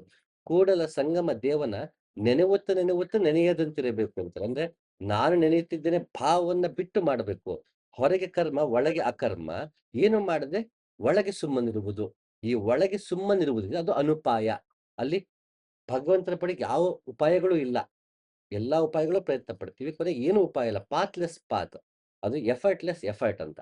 ಅದನ್ನೇ ವಿಶ್ರಮ ಅಂತ ಅನ್ನೋದು. ಅದಕ್ಕೆ ವಿಶ್ರಮ ಅಂತ ನಮ್ಮ ಧ್ಯಾನ ಮಂದಿರಕ್ಕೆ ವಿಶ್ರಮ ಅಂತ ಹೆಸರಿಟ್ಟಿರೋದು. ಮುಂದೆ ನೋಡೋಣ. ಇಲ್ಲಿ ಇಡೀ ವಿಜ್ಞಾನ ಭೈರವ ತಂತ್ರ ಮತ್ತೆ ಕಾಶ್ಮೀರಿ ಶೈವಿಸಂ ತಿಳಿತಾ ತಿಳಿತಾ ಯಾಕೆ ನಮ್ಮ ಧ್ಯಾನ ಮಂದಿರಕ್ಕೆ ವಿಶ್ರಮ ಅಂತ ಹೆಸರಿಟ್ಟಿದೆ? ಆ ವಿಶ್ರಮಗಿರೋ ಲೋಗೋಗೂ, ಉಪನಿಷತ್‌ಗೂ, ಕಾಶ್ಮೀರಿ ಶೈವಿಸಂಗೂ, ಯೋಗ ಮಾರ್ಗಕ್ಕೂ ಏನ್ ಸಂಬಂಧ? ಮುಂದೆ ನೋಡ್ತಾ ನೋಡ್ತಾ ಹೋಗೋಣ. ಸೊ ಅಲ್ಲಿ ನಮ್ಗೆ ಈ ಉಪಾಯಗಳು ಅಂತ ಬಂದಾಗ, ಅನುಪಾಯ ಅಂತ ಬಂದಾಗ ಏನು ಪಾತಿಲ್ಲ ಅಲ್ಲಿ. ನೀವ್ ಯಾವ ಧ್ಯಾನ ಮಾಡ್ಬೇಕಿಲ್ಲ, ಏನು ಮಾಡ್ಬೇಕಿಲ್ಲ, ಸುಮ್ಮನಿರುವುದು. ಸುಮ್ಮನಿದ್ರೆ ಹೇಗ್ ಸಾಧ್ಯ? ಅಲ್ಲಿ ಗುರುವಿನ ಅನುಗ್ರಹ ಮತ್ತೆ ಭಗವಂತನ ಅನುಗ್ರಹದಿಂದಲೇ ಆತ್ಮ ಸಾಕ್ಷಾತ್ಕಾರ. ಅದಕ್ಕೆ ಕರುಣಿಸೋ ರಂಗ ಕರುಣಿಸೋ, ಹಗಲು ഇരുಳು ನಿನ್ನ ಸ್ಮರಣೆ ಮರೆಯದಂತೆ ಅಂತ ದಾಸ ಕೇಳ್ತಾ ಹೋಗ್ತಾರೆ. ನಾನು ಅಪರಾಧಿ ನಾನಲ್ಲ, ಅಪರಾಧ ಎನಗಿಲ್ಲ, ನೀನೇ ಎಲ್ಲ ಸೂತ್ರಧಾರಿ ನಾನೇನು ಮಾಡಿಲ್ಲ ಅಂದ್ರೆ ನಾನೇನು ಮಾಡ್ತಾ ಇಲ್ಲ ಅಲ್ಲಿ. ಸುಮ್ಮನಿದ್ದೇನೆ, ವಿಶ್ರಮಿಸುತ್ತಿದ್ದೇನೆ. ಹಾಗೆಲ್ಲದಕ್ಕೂ ನೀನೇ ಕಾರಣ ಅಂತ ದಾಸರು ಹೇಳ್ತಾರೆ. ಅಂದ್ರೆ ಅಲ್ಲಿ ನೋ ಪಾತ್ ಅಲ್ಲಿ ಯಾವುದೂ ಇಲ್ಲ. ಅಲ್ಲಿ ಮತ್ತೊಂದ್ ಕಡೆ ದಾಸರು ಹೇಳ್ದಾಗೆ ಅರ್ಜುನನಂತೆ ಸಖನಾಗಕ್ ಬರಲ್ಲ. ನಂಗೆ ದೇವಕಿಯಂತೆ ಮುದ್ದಿಸೋದಕ್ ಬರೋದಿಲ್ಲ. ನನಗೆ ಅ ಇವನಂತೆ ಹನುಮಂತಂತೆ ಭಕ್ತಿ ಮಾಡೋದಕ್ ಬರಲ್ಲ. ಗರುಡನ್ ತರ ಹೊತ್ಕೊಂಡ್ ಹೋಗಕ್ ಬರಲ್ಲ. ನಾನು ಏನೂ ಮಾಡ್ತಾ ಇಲ್ಲ. ಆದ್ರೂ ಕೂಡ ನನಗೆ ಅ ನನಗೆ ಕರುಣಿಸು ಅಂತ ಅ ದಾಸರು ಕೇಳುತ್ತಾರೆ. ಇದೆಲ್ಲವೂ ಅನುಪಾಯದ ಕೀರ್ತನೆಗಳು. ಮುಂದೆ ಅದ್ ನೋಡೋಣ. ಇದೆಲ್ಲ ಕೊನೆಗಲ್ಲಿ ದಾಸ ಕೊನೆಗೆ ಭಗವಂತನ ಅನುಗ್ರಹವನ್ನ ಕೇಳುತ್ತೆ. ನೀ ಕರುಣಿಸ್ಬೇಕು ನನಗೆ. ಮೋಕ್ಷವನ್ನು ಕರುಣಿಸ್ಬೇಕಾಗಿರೋದು ನೀನೇ. ನನಗೆ ಅಹಂಕಾರವನ್ನು ಹೋಗಿಸ್ಬೇಕಾಗಿರೋದು ನೀನೇ. ಯೋಗ ಮಾರ್ಗ ನಡೆಸ್ಬೇಕಾಗಿರೋದು ನೀನೇ. ನಾನು ಕೂಡ ಸ್ಮರಣೆ ಮಾಡಲ್ಲಪ್ಪ. ಸ್ಮರಣೆ ಮಾಡಕ್ಕೆ ಬೇಕಿರೋಂತ ಅವಕಾಶ ಕಲ್ಪಿಸೋನು ನೀನೇ. ಎಲ್ಲವೂ ನೀನು ನನ್ನದು ಏನೂ ಇಲ್ಲ. ನನ್ನದೇನಿಲ್ಲ ಮಾಡಕ್ಕೇನೂ ಇಲ್ಲ. ಸೊ ನಾ ಮಾಡಕ್ಕೇನಿಲ್ಲ ಅಂದಾಗ ಉಪಾಯಗಳೇ ಇಲ್ಲ. ಯಾವ ಯೋಗ ಮಾರ್ಗವೂ ಇಲ್ಲ, ಯಾವ ಧ್ಯಾನ ಮಾರ್ಗವೂ ಇಲ್ಲ. ಸುಮ್ಮನಿರುವುದು. ಅಂತಹ ಸುಮ್ಮನಿರುವುದು ಅನುಪಾಯ. ಆ ಅನುಪಾಯ ಫಲಿಸ್ಬೇಕು ಅಂದ್ರೆ ಭಗವಂತನ ಅನುಗ್ರಹ ಬೇಕು. ಮುಂದೆ ಭಗವನ ಅನುಗ್ರಹಕ್ಕೆ ಹೋಗ್ತಾ ಹೋಗ್ತಾ ಭಗವ ಅನುಗ್ರಹ ಕೇಳುವುದು ಕೂಡ ಮಾರ್ಗವಾಗ್ಬಿಡುತ್ತೆ. ಅಂದ್ರೆ ಭಗವಂತ ಅನುಗ್ರಹವನ್ನು ಕೇಳದೆ ಸುಮ್ಮನಿರುವುದು. ಸೊ ಇದು ಅನುಪಾಯ ಅಂತ. ಇದು ಹಾಗೆ ಅದರಲ್ಲಿ ಆರಂಭ ಹಂತದಲ್ಲಿ ಅನುಗ್ರಹ ಬೇಕು. ಹಾಗಾದ್ರೆ ಸ್ಪಂದಕಾರಕದಲ್ಲಿ ಭಗವಂತ ಶಂಕರ ಅವನು ನಮಗೆ ಸೃಷ್ಟಿಯನ್ನ ಮಾಡಿ ಅನುಗ್ರಹಿಸ್ತಾ ಇದ್ದಾನೆ. ಅವನು ಸೃಷ್ಟಿಯನ್ನ ತನ್ನೊಳಗೆ ಎಳಕೊಂಡು ಅನುಗ್ರಹಿಸ್ತಾ ಇದ್ದಾನೆ ಅವನು. ಅವನಿಂದ ಬ್ರಹ್ಮಾಂಡ ಸೃಷ್ಟಿಯು ಅವನ ಅನುಗ್ರಹ, ಬ್ರಹ್ಮಾಂಡದ ಲಯವೂ ಅವನ ಅನುಗ್ರಹವೇ. ನಾನು ಹುಟ್ಟಿದ್ದು ಅವನ ಅನುಗ್ರಹ, ನಾನು ಬದುಕಿರೋದು ಅವನ ಅನುಗ್ರಹ, ಯೋಗ ಮಾರ್ಗ ನಡೆಯೋದು ಅವನ ಅನುಗ್ರಹ, ಅದರ ಫಲ ಕೊಡೋದು ಅವನ ಅನುಗ್ರಹವೇ. ಹಾಗವನು ಶಂಕರ ಅಂತ ಹೆಸರು ಬೆಳೆಸ್ತಾನೆ. ಮತ್ತಲ್ಲಿ ಶಕ್ತಿ ಚಕ್ರ ಅಂತ ಅಲ್ಲಿ ತುಂಬಾ ಸೊಗಸಾಗಿ ಉಲ್ಲೇಖ ಆಗುತ್ತೆ. ವಾಮೇಶ್ವರಿ, ಖೇಚರಿ, ಗೋಚರಿ, ದಿಕ್ಚರಿ, ಭೂಚರಿ. ಇದರ ವಿವರಣೆಯನ್ನು ನಾವು ಮತ್ತೆ ಮುಂದೆ ನೋಡೋಣ. ಇಲ್ಲಿ ಕೇಚರಿ ಅಂತ ಬಂದಾಗ ಕೇಚರಿ ಮುದ್ರೆ ಅಂತನೂ ಇದೆ. ಭೂಚರಿ ಮುದ್ರೆ ಅಂತಿದೆ. ಇದೆಲ್ಲ ಕೊನೆಗೆ ಯೋಗ ಮಾರ್ಗದಲ್ಲಿ ಬಳಸುವ ತಂತ್ರಗಳ ಟೆಕ್ನಿಕ್‌ಗಳಂತ ಅಂತೀವಿ, ಉಪಾಯಗಳು.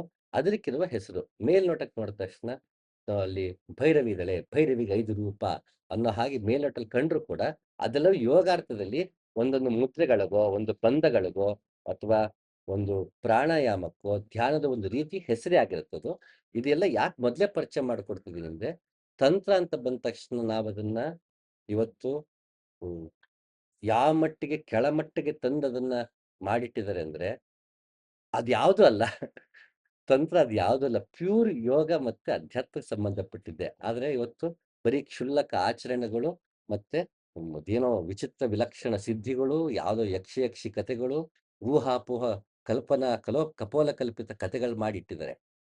ಅದು ಬರೀ ವ್ಯೂಸ್ ಪಡೆಯೋದಕ್ಕೋ, ಹುಚ್ಚುಚ್ಚಾಗಿದ್ದ ಜನರನ್ನ ಆಕರ್ಷಣೆ ಮಾಡೋಕ್ಕೋ ವಿನಾಕಾರಣ ಮಾಡಿಟ್ಟು ಅದನ್ನ ತಂತ್ರಕ್ಕೆ ಕಳಂಕವನ್ನೇ ತಂದಿಟ್ಟಿದ್ದಾರೆ. ಹಾಗೆ ಅದನ್ನ ಹ್ಮ್, ಆ ಕಳಂಕವನ್ನ ಸರಿಪಡಿಸ್ಬೇಕಾದ್ರೆ ನಿಜವಾದ ಯೋಗಾರ್ಥವನ್ನ ಬಿಡಿಸಿ ಹೇಳೋಂತ ಒಂದು ಅನಿವಾರ್ಯತೆ ಬಂದಿದೆ. ಹಾಗಾಗಿ ಇದು ಪ್ಯೂರ್‌ಲಿ ಟೆಕ್ನಿಕಲ್ ಸರಣಿಗಳೇ ಆಗಿರುತ್ತೆ. ಹಾಗೆ ಇನ್ನೂ ಮತ್ತೊಮ್ಮೆ ಹೇಳ್ತೀನಿ, ದಯಮಾಡಿ ನಿಮಗೆ ಅಂತಹ ಪಾಡ್ಕಾಸ್ಟ್ ಅಧ್ಯಾತ್ಮ ನಿಮ್ದಾಗಿದ್ರೆ, ಬರೀ ವಾಟ್ಸಪ್ ಅಧ್ಯಾತ್ಮ ಆಗಿದ್ರೆ, ಯೋಗ ಮಾರ್ಗದಲ್ಲಿ ಬರೀ ಒಂದು ಕಳಪೆ ಕುತೂಹಲ ನಿಮ್ಮಲ್ಲಿದ್ರೆ, ದಯವಿಟ್ಟು ನನ್ನ ವಿಡಿಯೋಗಳನ್ನ ಇದೆಲ್ಲ ಯಾವ ವಿಡಿಯೋಗಳು ನಂದು ನೋಡಕ್ ಹೋಗ್ಬೇಡಿ ಅಂತದ್ ನಾನು ಏನು ಪ್ರಾಮಿಸ್ ಮಾಡಲ್ಲ. ಶಂಕರನು ಉನ್ಮೇಷ ಅಂದರೆ ಕಣ್ಣು ಬಿಟ್ಟಾಗ ಜಗತ್ತಿನ ಹುಟ್ಟು, ನಿಮೇಷ ಅಂದರೆ ಕಣ್ಣು ಮುಚ್ಚಿದ ಜಗತ್ತಿನ ಪ್ರಳಯ. ಪ್ರಕಟಗೊಳಿಸುವುದು ಮತ್ತೆ ಹಿಂಪಡೆಯುವುದು ಅಂತಾದ್ರೆ ಇದನ್ನೇ ಮತ್ತೆ ಗುಂಡಪ್ಪ ತಮ್ಮ ಕಗ್ಗದಲ್ಲಿ ತುಂಬಾ ಚೆನ್ನಾಗಿ ಹೇಳ್ತಾರೆ. ಆದಿ ದಿವಸ ಆವುದು ಎಂದೆಂದು ಇಹಜಗಕ್ಕೆ, ಬೋಧನೆಯ ಸುಲಭತೆಗೆ ಸೃಷ್ಟಿ ಲಯ ಕಥನ. ಪಾದಶಿರಗಳ ಕೂರ್ಮ ಚಾಚಿಕೊಂಡಿರ ಸೃಷ್ಟಿ, ಸೇದಿಕೊಂಡಿರಲಯೋ ಮಂಕುತಿಮ್ಮ. ಯಾವಾಗ್ಲೂ ಇರುವಂತ ಈ ಒಂದು ಸೃಷ್ಟಿಗೆ ಇದು ಹುಟ್ಟು ಸಾವು ಎಲ್ಲಿದೆಯಪ್ಪ, ಅದು ಯಾವತ್ತು ನಶಿಸಿ ಹೋಗಲ್ಲ, ವ್ಯಕ್ತ ಆಗಿರುತ್ತೆ, ನಮಗೆ ವ್ಯಕ್ತವಾಗಿರುತ್ತೆ ಮತ್ತು ವ್ಯಕ್ತವಾಗಿರಲ್ಲ ಹೊರತು ಅದು ಮೂಲ ಸತ್ವದಲ್ಲಿ ಅದು ಹಾಗೆ ಇರುತ್ತೆ. ಹೇಗೆ ಆಮೆ ತನ್ನ ಎರಡು ಕೈ, ಎರಡು ಕಾಲು ಮತ್ತೆ ತಲೆ ಬಾಲ ತನ್ನ ಕಪ್ಪೆ ಚಿಪ್ಪೊಳಗೆ ತಗೊಂಡ್ಬಿಡುತ್ತೋ, ಆ ರೀತಿ ಒಳಗೆ ತಗೊಂಡ್ಬಿಟ್ಟಾಗ ಲಯ, ಅದು ಮತ್ತೆ ತಲೆ ಮತ್ತೆ ಕೈ ಕಾಲ ಆಚೆ ತರುತ್ತಲ್ಲ ತನ್ನ ಚಿಪ್ಪಿಂದ, ಆದ್ರೆ ಹೊರಗೆ ತಂದ್ರೆ ಸೃಷ್ಟಿ, ಒಳಗೆ ಎಳ್ಕೊಂಡ್ರೆ ಲಯ ಅಂತ ಗುಂಡಪ್ಪ ಒಂದು ಆಮೆಗೆ ಹೋಲಿಸಿ ಅದನ್ನ ತುಂಬಾ ಚೆನ್ನಾಗಿ ಹೇಳ್ತಾರೆ. ಇದನ್ನೇ ಆಮೆಯನ್ನೇ ಹೋಲಿಸ್ಕೊಂಡು ಕೃಷ್ಣ ಕೂಡ ಭಗವದ್ಗೀತೆ ಹೀಗೆ ಹೇಳ್ತಾನೆ. ಆಮೆಯು ತನ್ನ ಅಂಗಗಳನ್ನು ಚಿಪ್ಪಿನೊಳಗೆ ಎಳೆದುಕೊಳ್ಳುವಂತೆ ಇಂದ್ರಿಯಗಳನ್ನು ಅವುಗಳ ವಸ್ತುಗಳಿಂದ ಹಿಂದಕ್ಕೆ ಎಳೆಯಲು ಸಾಧ್ಯವಾಗುವವನು ಅರಿವಿನಲ್ಲಿ ನೆಲೆನಿಲ್ಲುತ್ತಾನೆ. ಇಲ್ಲಿ ಭಗವಂತ ಆಮೆ ರೀತಿ ಎಲ್ಲವನ್ನು ಒಳಗೆಳ್ಕೊಂಡಾಗ ಲಯ, ಹೊರಗೆ ಬಿಟ್ಟಾಗ ವ್ಯಕ್ತ ಅನ್ನೋದಾದ್ರೆ, ನಾವು ಕೂಡ ನಮ್ಮ ಇಂದ್ರಿಯಗಳೇನಿದೆ ಇವೆಲ್ಲ ನಾವು ಆಮೆ ಅಂತ ಅನ್ಕೊಂಡ್ರೆ, ನಾವು ಪ್ರತ್ಯಾಹಾರ ಮಾಡಿಕೊಂಡು ನನ್ನ ಕಣ್ಣು ಕಿವಿ ಮೂಗು ಅಂತ ಇಂದ್ರಿಯಗಳನ್ನ ಹೊರಮುಖವಾಗಿರುತ್ತೆ, ಅದನ್ನ ಬಾಲ ಕೈ ಕಾಲುಗಳ ಹೇಗೆ ಆಮೆ ಒಳಗೆ ಎಳ್ಕೊಳ್ಳುತ್ತೆ ಹಾಗೆ ಒಳಗೆ ಎಳ್ಕೊಂಡ್ರೆ ನಾನು ನನ್ನಲ್ಲೇ ಸ್ಥಿರನಾಗ್ತೀನಿ, ಸಮಾಧಿಗೆ ಹೋಗ್ತೀನಿ ಅಂತ ಯೋಗ ಮಾರ್ಗವನ್ನ ನಮ್ಗೆ ಕೃಷ್ಣ ಕೊಡ್ತಾನೆ.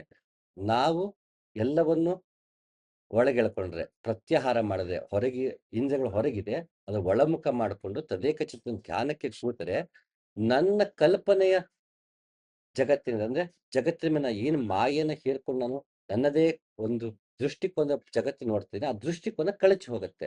ಮೊದಲಿದ್ದಂತ ಮಧು ಇನ್ನು ಇರೋದಿಲ್ಲ. ಹಾಗೆ ಆಗ ನನಗೆ ಎಲ್ಲವೂ ಹೇಗಿದೆಯೋ ಹಾಗೆ ಕಾಣುತ್ತೆ. ನಾನೇ ಸೃಷ್ಟಿಸಿಕೊಂಡ ಜಗತ್ತು ನಿಜವಾದ ಜಗತ್ತಲ್ಲ, ಕಣ್ಣು ಮುಂದೆ ಕಾಣುವ ಜಗತ್ತಲ್ಲ. ನಾನು ಜಗತ್ತು ಹೀಗೆ, ಈ ಪ್ರದೇಶ ಹೀಗೆ, ಈ ಭಾಷೆ ಹೀಗೆ, ಈ ವ್ಯಕ್ತಿ ಹೀಗೆ, ಈ ವಸ್ತು ಹೀಗೆ ಅಂತ ಜಗತ್ತಿನ ಮೇಲೆ ಒಂದು ನನ್ನದೇ ಒಂದು ಧೋರಣೆಗಳನ್ನ ಹೇರಿದ್ದೀನಲ್ಲ, ಅದನ್ನ ಹಿಂಪಡೆಯುತ್ತೇನೆ.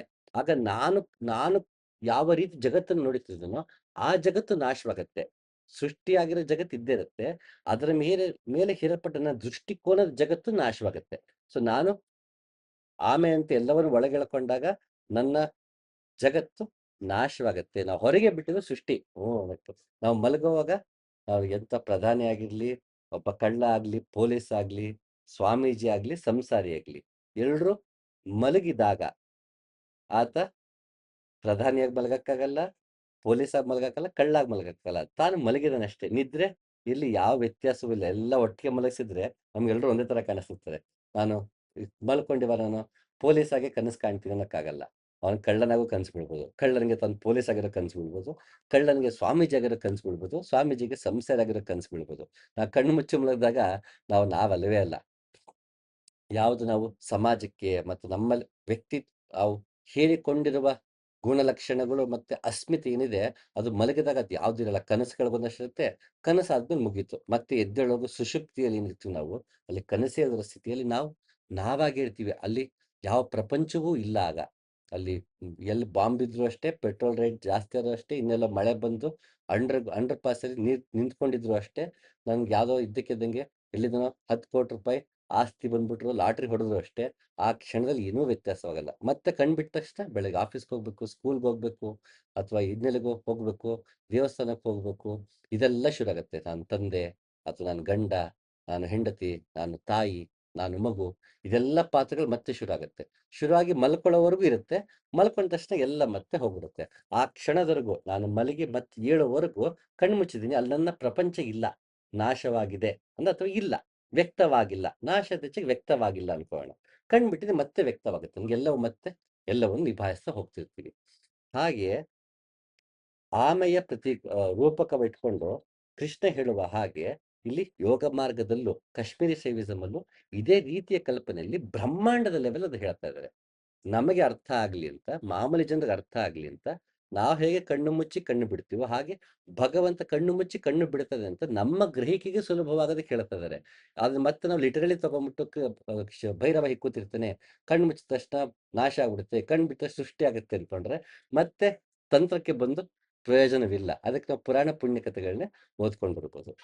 ಯಥಾವತ್ತಾಗಿ ಲಿಟರಲ್ ಆಗಿ ತಂತ್ರವನ್ನ ತಗೊಳಕ್ ಯಾವುದನ್ನು ತಗೋಬಾರ್ದು. ತಂತ್ರವನ್ನು ತಗೊಳ್ಳಕ್ಕೆ ಹೋಗ್ಬಾರ್ದು. ತಂತ್ರ ಇರದೆ ನಾವು ಎಲ್ಲವನ್ನು ದರ್ಶನ ಮಾಡಿಕೊಳ್ಳುವುದಕ್ಕೆ, ಗಟ್ಟು ಹೊಡೆಯೋದಕ್ಕಲ್ಲ ಅಥವಾ ನಂಬುವುದಕ್ಕಲ್ಲ, ನಾವೇ ದರ್ಶನ ಮಾಡುವುದಕ್ಕೆ, ಆ ಅನುಭೂತಿಯನ್ನು ನಾವೇ ಪಡೆಯೋದಕ್ಕೆ ಹೊರತು ಇದು ಥಿಯರಿ ಅಲ್ಲ, ಡಾಕ್ಟ್ರಿನ್ ಅಲ್ಲ. It's completely practice. ಅದಕ್ಕೆ ಇದು ತಂತ್ರ ಅನ್ನೋದು. ಹೊರಗಿನ ಸಂಪರ್ಕಗಳನ್ನು ಹೊರಗಿಟ್ಟು ದೃಷ್ಟಿಯನ್ನ ಹುಬ್ಬುಗಳ ನಡುವೆ ಇರಿಸಿ ಪ್ರಾಣಾಪಾನಗಳನ್ನು ಸಮಗೊಳಿಸಿ ಇಂದ್ರಿಯ ಮನೋವೃತ್ತಿಯನ್ನು ತಡೆಹಿಡಿದು ಆಸೆ ಭಯ ಮತ್ತು ಕ್ರೋಧಗಳನ್ನು ಮೀರಿದವನು ಮುಕ್ತನಾಗುತ್ತಾನೆ. ಯೋಗ ಸಾಧಕನು ಏಕಾಂತದಲ್ಲಿ ಕುಳಿತು ಮನಸ್ಸನ್ನು ಹದಗೊಳಿಸಿ ಬೆನ್ನು ತಲೆ ಕತ್ತುಗಳನ್ನು ನೆಟ್ಟಗೆ ನಿಲ್ಲಿಸಿ ಅಲುಗದೆ ಕುಳಿತು ತನ್ನ ಮೂಗಿನ ತುದಿಯಲ್ಲೇ ನೋಟವಿಟ್ಟು ಮನಸ್ಸನ್ನು ಹರಿಯಲು ಬಿಡದೇ ಇದ್ದು ಸಮಾಧಿಯನ್ನು ಸಾಧಿಸಬೇಕು. ಎಲ್ಲೆಲ್ಲೋ ಹರಿಯುವ ಮನಸ್ಸನ್ನು ಹರಿದ ಕಡೆಯಿಂದೆಲ್ಲ ಅದನ್ನು ಆತ್ಮನಲ್ಲೇ ಸ್ಥಿರಗೊಳಿಸಬೇಕು. ಇದೆಲ್ಲವೂ ಭಗವದ್ಗೀತೆಯಲ್ಲಿ ಕೃಷ್ಣ ಕೊಡ್ತಿರೋಂಥ ಯೋಗ ಮಾರ್ಗಗಳು, ಟೆಕ್ನಿಕ್ಸ್. ನೀನ್ ಈ ರೀತಿ ಕೂತ್ಕೋ, ಕಣ್ಮುಚ್ಚಿ ಕೂತ್ಕೋ, ಅರ್ಧ ಕಣ್ಣಿಗೆ ಇಟ್ಕೊಂಡು ಒಂದು ಮೂಗಿ ನೇರವನ್ನೇ ನೋಡು. ಇದು ಪ್ರಾಣವನ್ನ ಅಪಾನದಲ್ಲಿ, ಅಪಾನವನ್ನ ಪ್ರಾಣದಲ್ಲಿ ನೀನು ಹೋಮ ಮಾಡಬಹುದು ಅಂತ ಯಜ್ಞಗಳನ್ನು ಹೇಳಬೇಕಾದ್ರೆ ಕೃಷ್ಣ ಹೇಳ್ತಾನೆ. ಕೆಲವರು ಪ್ರಾಣವನ್ನ ಅಪಾನದಲ್ಲಿ, ಅಪಾನವನ್ನ ಪ್ರಾಣದಲ್ಲಿ ಹೋಮ ಮಾಡ್ತಾರೆ ಅಂತ. ಇಲ್ಲೂ ಕೂಡ ಪ್ರಾಣ ಅಪಾನವನ್ನ ಹೇಳ್ತಾನೆ. ಹೊರ ಜಗತ್ತು ಹೊರಗೆ ಇಟ್ಬಿಡು, ಒಳ ಬರಕ್ ಹೋಗ್ಬೇಡ, ಪ್ರತ್ಯಾಹಾರ ಮಾಡು, ಪ್ರತ್ಯಾಹಾರ ಧ್ಯಾನ ಸಮಾಧಿಗೆ ಬರಬೇಕು ಅಂತ ಕೃಷ್ಣ ಯೋಗ ಮಾರ್ಗವನ್ನು ಹೇಳ್ತಾ, ಆ ಯೋಗ ಮಾರ್ಗ ಟೆಕ್ನಿಕ್ಸ್ ಹೇಳ್ತಾ ಇದ್ದೀನಿ. ಈ ರೀತಿ ನಮಗೆ ತಂತ್ರ ಅಂದ ತಕ್ಷಣ ಅದೆಲ್ಲೋ ಪ್ರಾಕ್ಟೀಸ್ ಇದೆ, ಅದು ತಂತ್ರಗಳಲ್ಲಿ ಮಾತ್ರ ಇದೆ ಅನ್ನೋ ಒಂದು ತಪ್ಪು ಕಲ್ಪನೆ ಕೂಡ ಹಲವಾರು ಜನರಲ್ಲಿದೆ. ಆ ಟೆಕ್ನಿಕ್ಗಳನ್ನ ನಮಗೆ ಭಗವದ್ಗೀತೆಯಲ್ಲಿ ಕೃಷ್ಣನು ಕೊಟ್ಟಿದ್ದಾನೆ, ಉಪನಿಷತ್ಕಾರು ಉಪನಿಷತ್ತಲ್ಲೂ ಕೊಟ್ಟಿದ್ದಾರೆ. ಇದು ಮತ್ತೆ ರಿಪೀಟ್ ಆಗುತ್ತೆ ಅನ್ನೋ ಕಾರಣಕ್ಕೆ ಈಗ ಅದನ್ನ ಹೇಳಲ್ಲ. ಮುಂದೆ ಬರೋಂಥ 112 ಟೆಕ್ನಿಕ್ಸ್ ಏನ್ ಬರುತ್ತೆ, ಆಗ ಯಾವ್ಯಾವ ಟೆಕ್ನಿಕ್ ಬರೀ ತಂತ್ರದಲ್ಲಿ ಅಷ್ಟೇ ಅಲ್ಲ, ಅದು ಉಪನಿಷತ್ತಲ್ಲೂ ಇದೆ, ಭಾಗವತದಲ್ಲಿದೆ, ಬುದ್ಧನ ಮಾತುಗಳಲ್ಲಿದೆ, ಜೀಸಸ್ನ ಮಾತಲ್ಲಿದೆ, ರೂಮಿಯ ಮಾತಲ್ಲಿದೆ ಅಂತ ನೋಡ್ತಾ ಹೋದಾಗ, ತಾಳೆ ಹಚ್ಚಿ ನೋಡಿದಾಗ ಗೊತ್ತಾಗತ್ತೆ ತಂತ್ರ ಅಂದ ತಕ್ಷಣ ಅದು ಪ್ಯೂರ್ಲಿ ಪ್ರಾಕ್ಟೀಸು. ಅದು ಆತ್ಮ ಸಾಕ್ಷಾತ್ಕಾರಕ್ಕೆ ಸಂಬಂಧಪಟ್ಟಂತಹ ಪ್ರಾಕ್ಟೀಸು. ಅದು ಇಲ್ಲಿ ಮಾತ್ರ ಅಲ್ಲ, ಎಲ್ಲಾ ಯೋಗ ಮಾರ್ಗದ ಸಾಧಕರು ಬಳಸಿದ್ದಾರೆ. ಅದನ್ನ ಇಲ್ಲಿ ಕಂಪೈಲ್ ಮಾಡಿ ಕೊಟ್ಟಿದೆ. ಅಲ್ಲಿ ಒಂದಷ್ಟು ಆಚರಣೆಗಳಲ್ಲಿ ವ್ಯತ್ಯಾಸವಿದೆ ಹೊರತು ಟೆಕ್ನಿಕ್ಸ್ ಅಂತ ಬಂದಾಗ ಇವು ತಂತ್ರದಲ್ಲಿದ್ರು ಅಷ್ಟೇ, ಇವು ಪಂಥದಲ್ಲಿದ್ರು ಅಷ್ಟೇ, ಬೇರೆ ಮತದಲ್ಲಿದ್ರು ಅಷ್ಟೇ, ಬೇರೆ ಧರ್ಮದಲ್ಲಿ ಇದ್ರು ಅಷ್ಟೇ. ಯೋಗ ಮಾರ್ಗಕ್ಕೆ ಅಂತ ಬಂದಾಗ ಟೆಕ್ನಿಕ್ಸ್ ಅಷ್ಟೇ ಆಗತ್ತೆ. ಅದ್ರ ಮೇಲೆ ಹೇರಿಕೆಗಳೆಲ್ಲ ಪೊಳ್ಳು ಅನ್ನೋದು ನಮಗೆ ಅರ್ಥ ಆಗ್ತಾ ಹೋಗುತ್ತೆ. ಕಣ್ಣು ಕೋಣೆಯ ಒಳಗೆ ಆಲಿಯ ತೂಗ ಮಂಚವ ನೋಡಿರೋ, ರೆಕ್ಕೆ ಪರದೆಯ ಹಾಕಿ ಪ್ರಿಯನನ್ನು ಅಪ್ಪಿ ಸುಖದಲ್ಲಿ ತೇಲಿರೋ. ಕಬೀರ್ ದಾಸರು ಕಣ್ಣು ಮುಚ್ಚಿ ಹೇಗೆ ಧ್ಯಾನ ಮಾಡಬೇಕು ಅಂತ ಹೇಳ್ತಾರೆ. ನೇತ್ರತಂತ್ರ ಅಂತ ಬರುತ್ತೆ. ಆ ನೇತ್ರತಂತ್ರದಲ್ಲಿ ಈ ಆಜ್ಞಾ ಚಕ್ರಕ್ಕೆ ಸಂಬಂಧಪಟ್ಟದ್ದು 2 ಕಣ್ಣು, ಮತ್ತೆ ಭ್ರೂಮಧ್ಯ, ಮತ್ತೆ ಲಲಾಟ, ಹಣೆ, ಆಜ್ಞಾ ಚಕ್ರ, ಮತ್ತೆ 2 ಕಣ್ಣು, ಮತ್ತೆ ನಮ್ಮ ಪ್ರಾಣ. ಇದಕ್ಕೆ ಸಂಬಂಧಪಟ್ಟದ್ದೇ ತಂತ್ರ, ನೇತ್ರತಂತ್ರ ಅಂತ. ಆ ನೇತ್ರತಂತ್ರದಲ್ಲಿ ಒಂದು ಟೆಕ್ನಿಕ್ ಎಲ್ಲ ಕಬೀರ್ ದಾಸರು ಹೇಳ್ತದೆ. ಹೀಗೆ ಕಣ್ಣು ಮುಚ್ಚು, ಒಳಗಡೆ ದೀಪವನ್ನು ಹಚ್ಚಿ ಅದನ್ನ ನೋಡ್ಬೇಕು. ಈಗ ನಾನು ವಿಶ್ರಾಮ ಅಂತ ಏನು ಹೇಳ್ತೀನಿ, ನಮ್ಮ ಧ್ಯಾನ ಮಂದ್ರ, ಅದ್ರ ಪಕ್ಕ ಫಕೀರಪ್ಪ ಅಂತ ಒಬ್ಬ ಗುರುಗಳಿದ್ರು. ಅವರು ಗದ್ದಿಗೆ ಆಗಿದ್ದಾರೆ. ಈಗ ಅವರು ತತ್ವಪದ ಬರೆದಿದ್ದಾರೆ. ಹುಟ್ಟ ಕುರುಡನ ಮುಂದೆ ದೀಪ ಹಚ್ಚಿ ಕುಣಿಯಬೇಕವ್ವ ನಾವು ಕಣ್ಣ ಮುಚ್ಚಿ ಅಂತ. ಹುಟ್ಟ ಕುರುಡನ ಮುಂದೆ ದೀಪ ಹಚ್ಚಿ ಕುಣಿಯಬೇಕವ್ವ ನಾವು ಕಣ್ಣ ಮುಚ್ಚಿ ಅಂತ ಫಕೀರಪ್ಪ ತತ್ವಪದ ಹೇಳ್ತಾರೆ. ಅದು ಕೂಡ ಆಜ್ಞಾ ಚಕ್ರ ಮತ್ತೆ 2 ಕಣ್ಣುಗಳಿಗೆ ಸಂಬಂಧಪಟ್ಟಂತಹ ತಂತ್ರ, ಒಂದು ಟೆಕ್ನಿಕ್ ಆಗಿದೆ. ಅದನ್ನ ತತ್ವಪದದಲ್ಲಿ ಅವರು ಹಾಗೆ ಉಲ್ಲೇಖ ಮಾಡಿದ್ದಾರೆ. ಇದೇ ರೀತಿ ಇದನ್ನ ಯಾಕೆ ಹೇಳ್ತೀನಿ ಅಂತಂದ್ರೆ, ಯೋಗ ಮಾರ್ಗದಲ್ಲಿ ಬರೀ ಸೀರಿಯಸ್ ಆಗಿದ್ರೆ ಸಾಕಾಗಲ್ಲ. ಅಲ್ಲಿ ಕಬೀರ್ದಾಸ್ ಹೇಳ್ದಾಗೆ ಪ್ರೇಮದಿಂದ ಭಗವಂತನನ್ನ ಅಪ್ಪಬೇಕು. ಅದಕ್ಕೆ ಕೃಷ್ಣ ಕೂಡ ಗೀತೆಯಲ್ಲಿ ಹೀಗೆ ಹೇಳ್ತಾನೆ, ಅರ್ಜುನ ನನ್ನನ್ನು ಅರಿಯಲು ಕಾಣಲು ಮತ್ತು ಸೇರಲು ನನ್ನ ಕುರಿತಾದ ಅನನ್ಯ ಭಕ್ತಿಯಿಂದ ಮಾತ್ರ ಸಾಧ್ಯ. ಇಲ್ಲಿ ಕೃಷ್ಣ ಭಕ್ತಿ ಅಂದ, ಕಬೀರ್ದಾಸರು ಪ್ರೇಮ ಅಂತಂದ್ರೆ ಏನಿದು ಎರಡು ಬೇರೆನಾ ಅಂತ ಕೇಳ್ಬೋದು. ನಾರದ ಭಕ್ತಿ ಸೂತ್ರದಲ್ಲಿ ಭಕ್ತಿಯನ್ನ ಈಗ ಹೇಳ್ತೀನಿ ಅಂದಾಗ ಭಕ್ತಿ ಅಂದ್ರೆ ಏನು ಅನ್ನೋ ಪ್ರಶ್ನೆ ಬರುತ್ತೆ. ಭಕ್ತಿ ಬಗ್ಗೆ ಹೇಳ್ತಾರೆ ಅಂದಾಗ ಭಕ್ತಿ ಏನು? ಅದಕ್ಕೆ ನಾರದರು ಹೇಳ್ತಾರೆ ಭಕ್ತಿ ಸೂತ್ರದಲ್ಲಿ, ಪರಮ ಪ್ರೇಮವೇ ಭಕ್ತಿ, ಪರಮ ಪ್ರೇಮ ರೂಪ ಅದು. ಭಕ್ತಿ ಅಂದ್ರೆ ಪರಮ ಪ್ರೇಮ ಅಂತ. ಆ ಪರಮ ಪ್ರೇಮವನ್ನೇ ಕಬೀರ್ ದಾಸರು ಬಳಸ್ತಾ ಹೋಗ್ತಾರೆ. ಭಕ್ತಿ ಅಂದ ತಕ್ಷಣ ಅದು ಒಂದು ಬಾಹ್ಯಾಚರಣೆಗೆ ಸೀಮಿತವಾದ ಹಂತಕ್ಕೆ ಹೋಗ್ಬಿಟ್ಟಾಗ ಕೊನೆಗೆ ಭಕ್ತಿ ಪದ ಬಳಸಿದ್ರೆ ಮತ್ತಿನ್ನೆಲ್ಲ ಬರೀ ಬಾಹ್ಯಾಚರಣೆಗೆ ನಿಂತು ಬಿಡ್ತಾರಪ್ಪ, ಇನ್ನು ನಾನು ಭಕ್ತಿನ ಪದ ಬಳಸಲ್ಲ, ನಾ ಪ್ರೇಮ ಪದವನ್ನೇ ಬಳಸ್ತೀನಿ. ಹೆಂಗಿರು ನಮಗೆ ಪರಮ ಪ್ರೇಮ ರೂಪ ಅಲ್ಲ ಭಕ್ತಿ, ಹಾಗೆ ನಾನು ಪ್ರೇಮವನ್ನೇ ಬಳಸಿ ಅಂತ ಕಬೀರದಾಸರು, ಲಲ್ಲೇಶ್ವರಿ, ಮೀರಾಬಾಯಿ, ಗೀತ ಗೋವಿಂದ ಹೀಗೆ ಹಲವಾರು ಭಕ್ತಿ ಮಾರ್ಗ ಏನ್ ಬಂತು, ಒಂದು ದೊಡ್ಡ ಚಳವಳಿ ಆಯ್ತು. ಅಲ್ಲಿ ಭಕ್ತಿ ಮಾರ್ಗ ಅಂತಿದ್ರು ಕೂಡ ಅಲ್ಲಿ ಹೆಚ್ಚಾಗಿ ಪ್ರೇಮವನ್ನೇ ಬೆಳೆಸಿದ್ದಾರೆ. ಅಲ್ಲಿ ಹ್ಮ್, ಚನ್ನಮಲ್ಲಿಕಾರ್ಜುನನ್ನ ಗಂಡನಾಗಿ ಅಕ್ಕ ಮಹಾದೇವಿ ಭಕ್ತಿಯಲ್ಲಿ ಪ್ರೇಮವನ್ನೇ ವ್ಯಕ್ತಪಡಿಸ್ತಾರೆ. ಅದು ಪರಮ ಪ್ರೇಮ ರೂಪ ಭಕ್ತಿ ಅನ್ನೋದು. ಹಾಗಾಗಿ ಭಕ್ತಿ ಅಂತ ಬಂದಾಗ ಪ್ರೇಮ ರೂಪವನ್ನೇ ಹೆಚ್ಚು ಒತ್ತು ಕೊಟ್ಟಿದ್ದು. ಯಾಕೆಂದ್ರೆ ಭಕ್ತಿ ಅಂತ ಬಂದ ತಕ್ಷಣ ಅದು ಬಾಹ್ಯಾಚರಣೆ ಭಕ್ತಿಯಾಗಿ ಉಳ್ಕೊತು, ಒಳಗಿನ ಪ್ರೇಮ ರೂಪದ ಭಕ್ತಿಯಾಗಿ ಉಳ್ಕೊಂಡಿರ್ಲಿಲ್ಲ. ಹಾಗೆ ಭಕ್ತಿ ಚಳುವಳಿ ಆ ರೀತಿ ಮಾಡ್ಬೇಕಾಗಿ ಬಂತು. ಯಾಕೆ ಇದನ್ನ ಹೇಳ್ತಿದ್ದೀನಿ ಅಂತಂದ್ರೆ, ಈ ಎಲ್ಲಾ ತಂತ್ರಗಳು ಶೈವದಲ್ಲಿ ಅಂತ ಅನ್ಕೋಣ ಸದ್ಯಕ್ಕೀಗ. ಆ ಶೈವ ತಂತ್ರಗಳಲ್ಲಿ ಶಿವ ಮತ್ತೆ ಪಾರ್ವತಿ ಇವರಿಬ್ಬರು ಕೂತು ಮಾತನಾಡುವ ರೀತಿಯಲ್ಲಿದೆ. ಆ ಆಕೆ ಪ್ರಶ್ನೆ ಕೇಳ್ತಾಳೆ ಪಾರ್ವತಿ, ಶಿವ ಉತ್ತರ ಕೊಡುತ್ತಾನೆ. ಈ ರೀತಿಯ ಒಂದು ಕಾನ್ವರ್ಸೇಷನ್ ಅಥವಾ ಪ್ರಶ್ನೆ ಮತ್ತೆ ಉತ್ತರ ರೀತಿಯಲ್ಲಿ ನಡೆಯುತ್ತೆ. ಅಲ್ಲಿ ಅದು ನಾವು ನೋಡುವಾಗ ನಮಗೆ ಅವರಿಬ್ಬರ ಮಧ್ಯ ಪ್ರೇಮ ಮತ್ತೆ ಪಾರ್ವತಿಲಿರುವ ಒಂದು ಕರುಣಾಭಾವ, ಭಗವಂತನಿರುವಂತಹ ಅನುಗ್ರಹ ಭಾವ, ಇದೆಲ್ಲವೂ ನಮಗೆ ಶ್ಲೋಕದಲ್ಲಿ ಕಾಣುತ್ತೆ. ಬರೀ ಟೆಕ್ನಿಕ್ ಅಂತ ಏನೋ ಟೆಕ್ನಿಕ್ ಹೇಳ್ಕೊಡ್ತದೆ, ಇದನ್ನ ಪ್ರಾಕ್ಟೀಸ್ ಮಾಡ್ಬಿಟ್ಟು ನಾನು ಮನೆ ಕೂತ್ಕೊಂಡು ಪ್ರಾಕ್ಟೀಸ್ ಮಾಡ್ಬಿಡ್ತೀನಿ ಅಂದಾಗಲ್ಲ. ಇಲ್ಲಿ ಈ ಗುಣಗಳಿಲ್ಲದೆ ತಂತ್ರ ಇಲ್ಲ. ಹಾಗೆ ಭಗವಂತ ಕೃಷ್ಣ ಕೂಡ ಅವನು ಪ್ರೇಮವನ್ನ ಹೇಳ್ತಾನೆ, ಭಕ್ತಿಯನ್ನ ಹೇಳ್ತಾನೆ. ಅಂತಹ ಭಕ್ತಿ ಮೂಡ್ಬೇಕಂದ್ರೆ ಪ್ರೇಮದಿಂದ ನಾವು ಶುರು ಮಾಡ್ಬೇಕು, ಪ್ರೇಮದಿಂದ ನಾವು ಪ್ರವೇಶ ಮಾಡ್ಬೇಕು ತಂತ್ರವನ್ನ.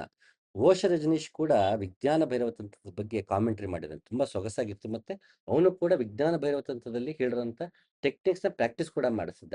ಆ ವಿಜ್ಞಾನ ಭೈರವ ತಂತ್ರದ ಪುಸ್ತಕದಲ್ಲಿ ಒಂದ್ ಕಡೆ ಪುಸ್ತಕ ಬರ್ದಿಲ್ಲ ಆತ ಮಾತಾಡಿದ್ದ, ಅದನ್ನ ರೆಕಾರ್ಡ್ ಮಾಡಿ ಪುಸ್ತಕ ಮಾಡಿದರೆ. ಅವನು ಹೆಚ್ಚು ಮಾತಾಡಿದ ಓಶೋ, ಬರ್ದಿದ್ದು ಕಡಿಮೆ, ಅಥವಾ ಬರ್ದೇ ಇಲ್ಲ ಅಂತ ಅನ್ಬೋದೇನೋ. ಆತ ಡಿಸ್ಕೋರ್ಸ್ ಏನ್ ಕೊಟ್ಟಿದ್ದ, ಪ್ರವಚನ ಮಾಡಿದ್ದ ವಿಜ್ಞಾನ ಭೈರವ ತಂತ್ರದ ಬಗ್ಗೆ, ಅದನ್ನ ಡಾಕ್ಯುಮೆಂಟ್ ಮಾಡಿ ಪುಸ್ತಕ ಮಾಡಿದರು.